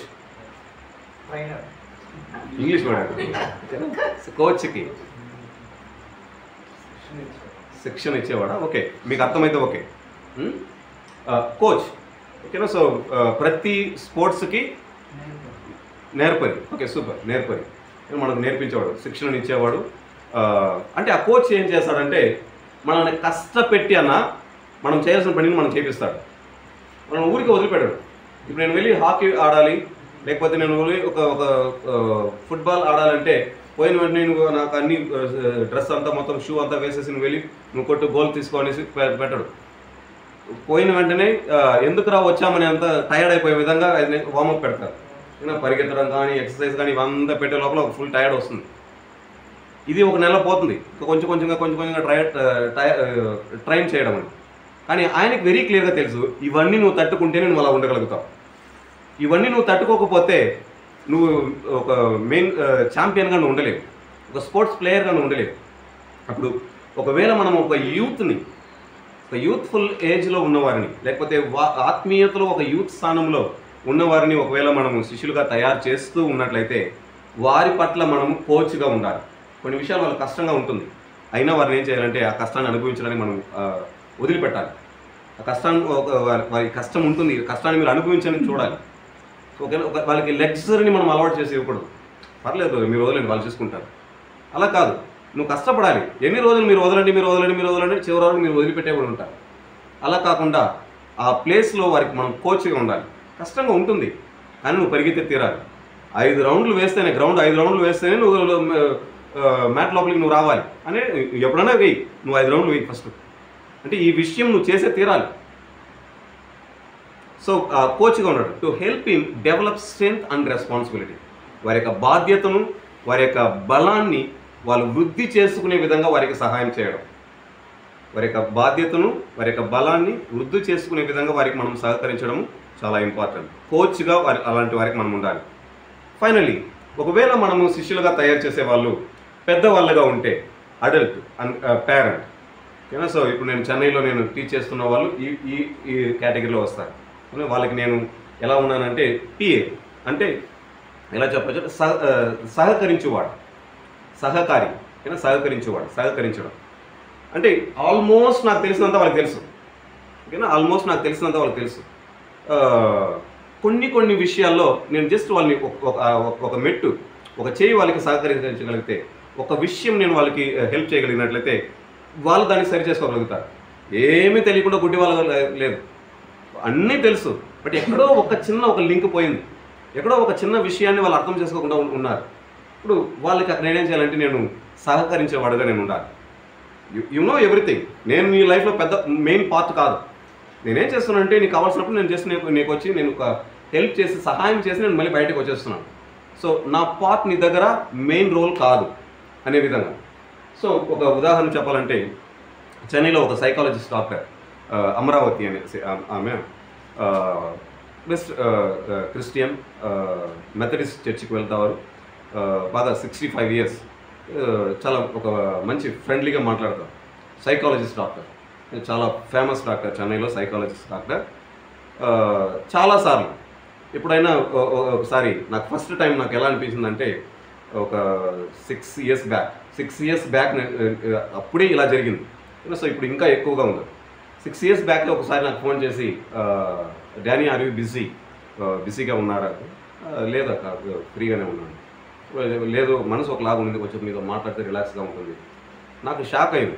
యాక్చువల్గా ఆ రోల్ ఆపోజిట్గా ప్లే చేసి ఉండాలి. నేను ఒక సైకాలజిస్ట్కి ఫోన్ చేసి నేను ఈ విధంగా చెప్పాలి, నాకు మనసు ఇలా ఉంది, నేను కొంచెం మాట్లాడితే నాకు సరిపోతుంది. కానీ అది ఆపోజిట్గా వాళ్ళు అనుభవంలో, వాళ్ళు సైకాలజీ, వాళ్ళు అన్నీ తెలిసిన వాళ్ళు, అన్నీ ఎరిగిన వాళ్ళు అటువైపు నుంచి ఇటువైపు మాట్లాడినారు. ఒక 10 minutes అన్నీ మాట్లాడి చేశాను. నేను ఒక 2 నిమిషాలు మాట్లాడినాను. సరే అనేసి వాళ్ళు సాటిస్ఫైడ్ ఫోన్ పెట్టేశారు. 3 రోజుల తర్వాత నేను మళ్ళీ వాళ్ళ ఇంటికి వెళ్ళినప్పుడు, బైబిల్ స్టడీ కోసం మళ్ళీ వాళ్ళ ఇంటికి వెళ్ళినప్పుడు అప్పుడు వాళ్ళు చెప్తున్నారు నేను మాట్లాడిన మాట వాళ్ళకి ఎంతగా వాళ్ళకి ఉపయోగంగా ఉంది, ఏ విషయాన్ని వాళ్ళు సరి చేయగలిగినారు అనేసి. I was stun. అంటే నేను ఏం చేశాను నాకు తెలియదు, నేను అక్కడ చేశాను అనేది కూడా నాకు తెలియదు. అప్పుడు మనం ఏం చూడాలన్నప్పుడు ఒకవేళ తల్లిదండ్రులను, పెద్దవాళ్ళను మనం శిష్యులుగా తయారు చేసేటప్పుడు ఆ విషయంలో మనం మెయిన్ పార్ట్ కాదు, జస్ట్ మనం సహకరించేసి మనం మళ్ళీ చేస్తున్నాం. అప్పుడు నేను నీకు సహాయపడినాను, నేను నీకు ప్రార్థన చేశాను, సో నువ్వు నా చర్చికే రావాలి. నేను నీకు హెల్ప్ చేశాను కాబట్టి నువ్వే నాకే కానుక ఇవ్వాలి. సో నేను అక్కడ మెయిన్ రోల్ ప్లే చేయడానికి నేను ఇష్టపడకూడదు. అప్పుడు ఒకవేళ మోటివేటర్గా, డిసైపుల్ మేకర్గా, శిష్యులను తయారు చేయే విధంగా ఉంటే నేను ఎవరిని శిష్యులుగా తయారు చేస్తున్నాను? అది పసి బిడ్డనా, లేకపోతే బిడ్డనా, లేకపోతే ఈ యొక్క యూత్నా, లేకపోతే ఒక పెద్దవారినా? అప్పుడు ఎవరిని నేను ట్రైన్ చేస్తున్నానో వారి పట్ల నేను నా యొక్క కర్తవ్యం ఎలా ఉండాలి? అట్ ద సేమ్ టైం ఈ రెండింటిని మనం గమనించాలి. ఇప్పుడు మనము శిష్యులుగాను ఉన్నాము, శిష్యులుగాను తయారు చేస్తున్నాం. ఇప్పుడు శిష్యులుగా ఉన్నప్పుడు ఈ ఈ మూడిటిలో నా అవసరత ఏంటి, నా మోటివేటర్ ఏంటి? ఒకవేళ యూత్ మాత్రమే మనం తీసుకున్నట్టయితే, మనం శిష్యులుగా ఉన్నప్పుడు మనకు అవసరమైనది స్ట్రెంత్ అవసరంగా ఉంది, ఎక్స్పీరియన్స్ అవసరం ఉంది, రెస్పాన్సిబిలిటీ అవసరం ఉంది. ఒకవేళ నాకు మోటివేటర్ కావాలి అనుకుంటే నాకు నేనే మోటివేటర్గా ఉండాలి. అది చాలా చాలా ఇంపార్టెంట్. ఒకవేళ దాన్ని దాటుకొని నేను శిష్యులుగా తయారు చేయగలుగుతున్నానంటే నేను కోచ్గా ఉండడం చాలా ఇంపార్టెంట్. ఎందుకంటే వాళ్ళకి కన్వీనియంట్గా, కంఫర్ట్గా కార్యాలను నేను సిద్ధపరిచి ఇవ్వకూడదు. సో అన్నిటిని సెటరేట్ చేసి పెట్టేసి చేయరు. ఈవెన్ కొన్ని మిలిటరీ గ్రౌండ్లో చూసినట్లయితే అన్ని చెత్త ఊడ్చడం నుండి, గడ్డి పెరగడం నుండి అన్ని పనులు వాళ్ళ ద్వారా చేయిస్తారు. So you have to work. నువ్వే చేయాలి. అంటే వాళ్ళకి సంబంధం లేకపోయినా కొన్ని పనులు చెప్తారు. ఎందుకంటే ఇలా నువ్వు చేసినప్పుడు ఇలా నువ్వు తయారవుతావు. ఓపిక కానీ, క్రమశిక్షణ కానీ, స్టామినా కానీ, అన్నీ కానీ. అప్పుడు మనం ఎవరిని హ్యాండిల్ చేస్తున్నాము అనే దాని మీద మనం ఎక్కువగా ఫోకస్ చేయడం చాలా ఇంపార్టెంట్. ఇలా తెలియకుండా నేను ఒక యూత్ని నేను తీసుకొచ్చినప్పుడు ఒక తల్లిలాగా నేను చేస్తూ ఉంటే, నేను చేస్తున్నంత వరకు వాళ్ళు అనుభవిస్తూనే ఉంటారు. నేను డబ్బు ఇచ్చేంత వరకు వాళ్ళు తీసుకునే ఉంటారు. నేను ప్రార్థన చేసేంత వరకు వాళ్ళు ప్రార్థన చేసుకుంటూనే ఉంటారు. నేను ప్రార్థన వాక్యాన్ని చెప్పేంత వరకు వాళ్ళు వింటూనే ఉంటారు. బట్ వారు ఎదగలేరు. సో వాళ్ళు నేను అక్యూరేట్గా ఎలా చేయాలి? కష్టంగానే ఉంటుంది. కొంతమంది వెళ్ళిపోవడం జరుగుతుంది. దాని గురించి మనం పట్టించుకోకూడదు. Very clear. అయ్యో నా దగ్గర వచ్చిన నేను ఎట్లా వదిలిపెట్టేసేది. సో క్రీస్తు ఒకరిని ఆకర్షించకపోతే ఎవరునూ తండ్రి ఎదుకు రాడు. అది చాలా క్లియర్గా మీరు గుర్తుపెట్టుకోండి. దేవుడు ఒకరిని ముందు ఎరగకపోతే, దేవుడు ఒకరిని ఎన్నుకోకపోతే ఎవ్వరు దేవుని యొక్క విషయంలో నిలబడలేరు. అన్నిటికీ మించి క్రీస్తును విశ్వసించి క్రీస్తును వెంబడించాలన్న వారు మాత్రమే శిష్యులుగా తయారు చేయబడతారు. నేను అనుకున్న వాళ్ళంతా అయిపోరు. యేసుక్రీస్తు కాలంలోనే మనం చూస్తున్నాం. అనేక మంది యేసుక్రీస్తుని వెంబడించారు. దాంట్లో కొంతమంది ఏం చేశారంటే, ఇది చాలా కఠినమైన బోధన, దీన్ని ఎవరు ఫాలో చేస్తారు, దీన్ని ఎవరు వెంబడిస్తారు అనేసి వెనుదిరిగిపోయి అప్పటి నుండి క్రీస్తుని వెంబడించలేదంట. ఐడియా ఉందా? వాక్యం మీరు చదివింది. అప్పటి నుండి వాళ్ళు క్రీస్తుని వాళ్ళు వెంబడించనే లేదు. ఇది చాలా కఠినమైన బోధన, దీనిని ఎవరు వెంబడిస్తారు, దీనిని ఎవరు పాటిస్తారు, ఇది మేము పాటించలేదు. అలాంటి వాళ్ళని యేసుక్రీస్తు లేదు మీరు రండి, మీకు కొంచెం ఫ్రీగా నేను చేసి పెడతాను, మీకు అర్థమయ్యే విధంగా నేను మీకు ఇంకా కొంచెం తక్కువగా నేను చేస్తాను, మీకు సాఫ్ట్గా నేను చేస్తాను, మీకు లగ్జరీ నేను ఏర్పాటు చేస్తాను. ఇలా వాళ్ళ వెతుక్కొని దేవుడు వెళ్ళలేదు. చేసింది ఎవరైతే ఉన్నారో ఆ లిస్టు చాలా సూపర్గా ఉంటుంది. పేతురు, యోహాను, యాకోబు, దాని తర్వాత 12 మంది, ఫస్ట్ ఒకరు, దాని తర్వాత 3, దాని తర్వాత 12, దాని తర్వాత 70, దాని తర్వాత 500. ఈ విధంగా ఉంటుంది యేసుక్రీస్తు శిష్యులుగా తయారు చేసిన యొక్క లెక్క. అంత ఖచ్చితంగా. అప్పుడు వదిలిపెట్టబడే వాళ్ళు ఒకవేళ మన కార్యం వల్ల, మన వల్ల ఏదైనా డిసప్పాయింట్ అయి వెళ్తున్నారా దాన్ని మనం గమనించాలి. సమ్టైమ్స్ శిష్యులుగా తయారు చేసేటప్పుడు ఇక కోచ్ మోడల్గా లేకుండా, ఇక కోచ్ సామర్థ్యం కలిగి ఉండకుండా, ఈ కోచ్కి ఏది ఉండాలంటే ఈ విషయాలు ఉండాలి. ఓకేనా? ఎక్స్పీరియన్స్, స్ట్రెంగ్త్, రెస్పాన్సిబిలిటీ ఉండాలి. ఈ విషయాలు కోచ్కి లేకుండా ఇంకొకరి దగ్గర కోచ్ అది ఎదురు చూస్తే is not a good coach. అర్థమవుతుందా? అతను మంచి కోచ్గా ఉండలేడు. నేను చేయకుండా, నేను అనుభవించకుండా, నాకు బలం లేకుండా, నేను బాధ్యత తీసుకోకుండా ఇంకొకరు తీసుకోవాలనుకుంటే వాళ్ళు నిలబడరు, పారిపోతారు. கற்றுக் நான் ப்ரேயர் பண்ண மாட்டேன், நீ தான் ப்ரேயர் பண்ணணும் அப்படி சொல்லி தப்பிக்கிறது. நான் பிரசங்கம் பண்ண மாட்டேன், நீ தான் பிரசங்கம் பண்ணணும். సో వెరీ సెన్సిటివ్గా హ్యాండిల్ చేయడం చాలా ఇంపార్టెంట్. అప్పుడు మనం దేని గురించి ఒక ఈ చార్ట్ మనం దేని గురించి చూస్తున్నామంటే మేకింగ్ డిసైపుల్షిప్. ఓకేనా? నేను శిష్యుడిగా ఉన్నాను, నేను శిష్యునిగా తయారు చేస్తూ ఉన్నాను. నేను శిష్యునిగా ఉన్నప్పుడు నాకు అవసరత ఏంటి, నాకు మోటివేటింగ్ ఏంటి, ఒకవేళ నేను శిష్యునిగా తయారు చేస్తున్నప్పుడు నాకు నా యొక్క రోల్ ఏంటి. నేను మదర్గా ఉన్నానా, ఒక టీచర్గా ఉన్నానా, ఒక కోచ్గా ఉన్నానా, ఒక పీర్గా ఉన్నానా. మనం చాలా సమ్టైమ్స్ ఈ స్థానాన్ని ఎక్కువగా మనం ఆశిస్తాం, సంబంధమే లేకుండా. ఒక ఇంటికి వెళ్ళి మనం ప్రేయర్ చేసి వస్తాం, మనకు వాళ్ళకి సంబంధం లేదు, వాళ్ళు చాలా పెద్దవాళ్ళు, వాళ్ళని గైడ్ చేసే వాళ్ళు ఇంకొకరు ఉంటారు. ఇప్పుడు మనం ఏం చేయాలంటే మన వలన దేవుడు ఏం వాళ్ళకి సహకరించమంటారో సహాయం చేసి మనం వచ్చేయాలి. ఇప్పుడు వాళ్ళకైన బాధ్యత, వాళ్ళ మీద ఒక కాపరి ఉన్నారు, ఆ కాపరిది ఆ బాధ్యత. మధ్యలో మనం వెళ్ళి ఏం చేస్తున్నామంటే సహకరించి మనం బయటకు వస్తున్నాం అంతే. ఆ కాపరి చేయలేనిది, ఆ కాపరి మిస్ అయినది, ఆ కాపరి వదిలిపెట్టింది ఆ టైంకి మనల్ని ఉపయోగించి దేవుడు ఏం చేస్తున్నాడంటే చేసుకుంటాడు అంతే. మళ్ళీ మనం బయటకు వచ్చేయాలి. ఆ రోజు నేను ప్రేయర్ చేశాను కాబట్టి మీకు అద్భుతం జరిగింది, ఇక మీద మీరు ఆ చర్చికి వెళ్ళకూడదు, నా చర్చికి రావాలి. ఇలాగో చాలా సంఘాలు విడిపోయింది. బట్ ఇలా మనం చేస్తే అది ఒక నిజమైన శిష్యత్వముగా అది ఉండదు. నిజమైన శిష్యులుగా లేనప్పుడు మనము క్రీస్తు యొక్క ఫాలోవర్స్గా మనం ఉండలేము. వెరీ సెన్సిటివ్గా హ్యాండిల్ చేయాల్సిన స్థాయిలో మనం అర్థం చేసుకోవడం చాలా ఇంపార్టెంట్. శిష్యుడిగా ఉండడం అనేది it's not an easy thing, సాధారణ విషయం కాదు. మనం చాలా విషయాల్ని వదిలిపెట్టాల్సి ఉంటుంది, చాలా విషయాల్ని త్యాగం చేయాల్సి ఉంటుంది, చాలా విషయాల్ని భరించాల్సి ఉంటుంది, చాలా విషయాలని మోయాల్సి ఉంటుంది. ఓకేనా? వీటన్నిటికీ సిద్ధపడిన వాళ్ళే శిష్యులుగా ఉంటారు. సో ఒకవేళ ఇక్కడ ఉన్న వాళ్ళందరం పరిచర్య చేస్తూ ఉన్నాము, మనము విశ్వాసులుగా ఉన్నాం, శిష్యులుగా ఉన్నాము, శిష్యులుగా తయారు చేస్తున్నాం. అప్పుడు నేను ఏ రోల్లో ఉన్నాను, నేను దేన్ని ఫోకస్ చేయాలి?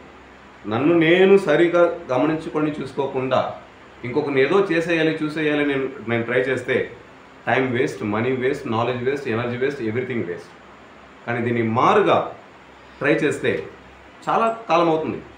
యేసుక్రీస్తు యొక్క బోధనలు ఎంత ఉన్నతమైనదంటే అంత ఉన్నతమైనది. అలాంటి యేసుక్రీస్తు బోధన ఇవ్వబడిన 12 మంది శిష్యులే ఎప్పుడు పర్ఫెక్ట్ అయ్యారంటే యేసుక్రీస్తు మరణం తర్వాతే పర్ఫెక్ట్ అయ్యారు. అవునా? మరణం తర్వాతే పర్ఫెక్ట్ అయ్యారు. భూమి మీదను నాకు సర్వాధికారం ఇవ్వబడి ఉన్నది, కాబట్టి మీరు వెళ్ళి సమస్త జనులను శిశువులుగా చేయుడి. తండ్రి యొక్కయు కుమారుని యొక్కయు పరిశుద్ధాత్మ యొక్కయు నామములోనికి వారికి బాప్తిస్మం ఇచ్చుచు నేను మీకు ఏ ఏ సంగతులను ఆజ్ఞాపించితునో వాటన్నిటిని గైకొనవలెనని వారికి బోధించుడి. ఇదిగో నేను యుగ సమాప్తి వరకు సదాకాలం మీతో కూడా ఉన్నానని వారితో చెప్పాను. ఓకే, సో యేసుక్రీస్తు వారి దగ్గరికి వచ్చి పరలోకమందు భూమి మీద సర్వాధికారం నాకు ఇవ్వబడినది, కాబట్టి మీరు వెళ్ళి సమస్త జనులను శిష్యులుగా చేయండి. ద ఫస్ట్ బేసిక్ వర్కే మనకి ఇవ్వబడింది. మీరేం చేయండి?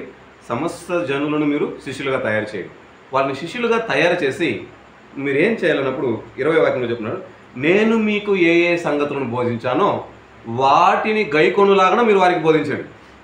నేను మీకు బోధించిన వాటిని వారు గైకొనాలి. ఆ విధంగా మీరు ఏం చేయాలి? వారికి బోధించాలి.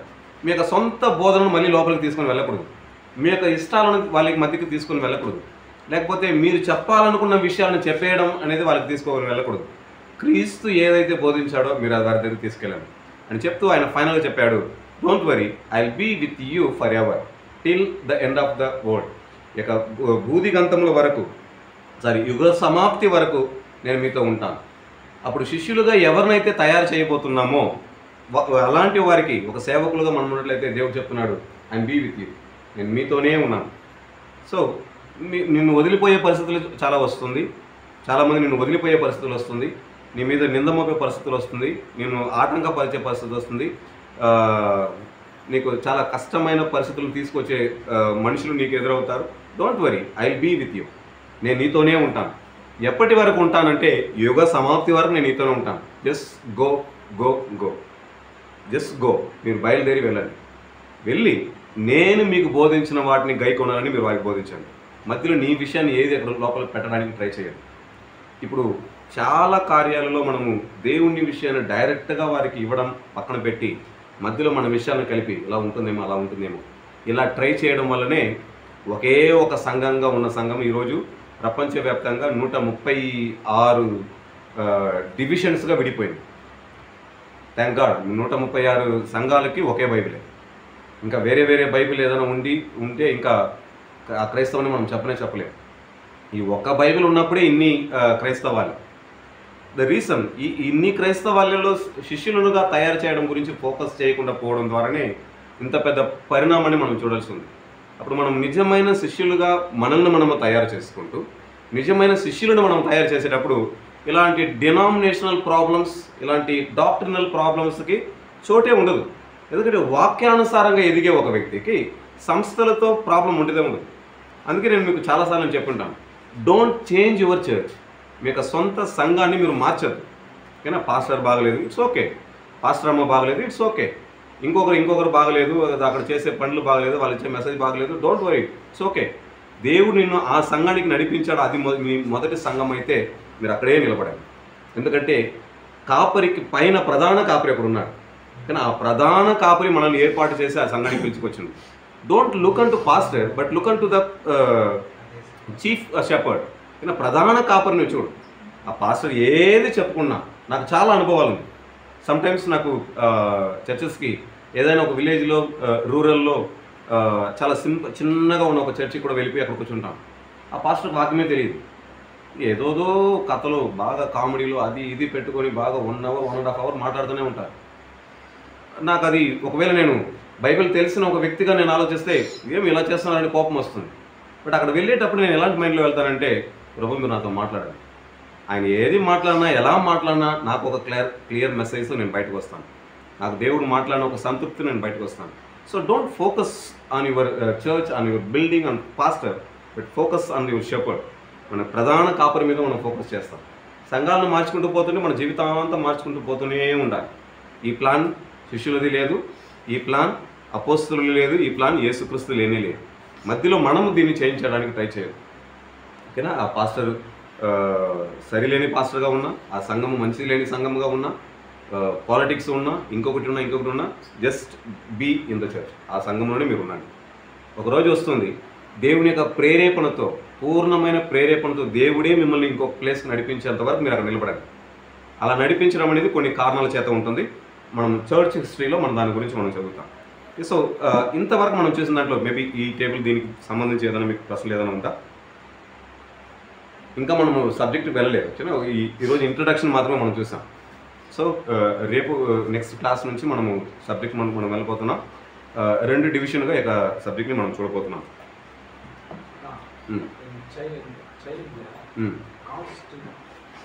కన్సిస్టెంట్, స్థిరత్వం, உறுதியாக இருக்குது.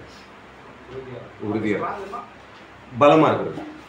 உறுதியாக இருக்கிறதுனா முடிவில் உறுதியாக இருக்கிறது. பலம்னாக்கா எல்லாத்தையும் தட்டிக்கிற பலம், எல்லாத்தையும் தாங்கிறது, தட்டிக்கிற பலம், அதுதான் பலம். ஸ்ட்ராங் ஸ்ட்ரென்த் 2 ஒன்று தான்.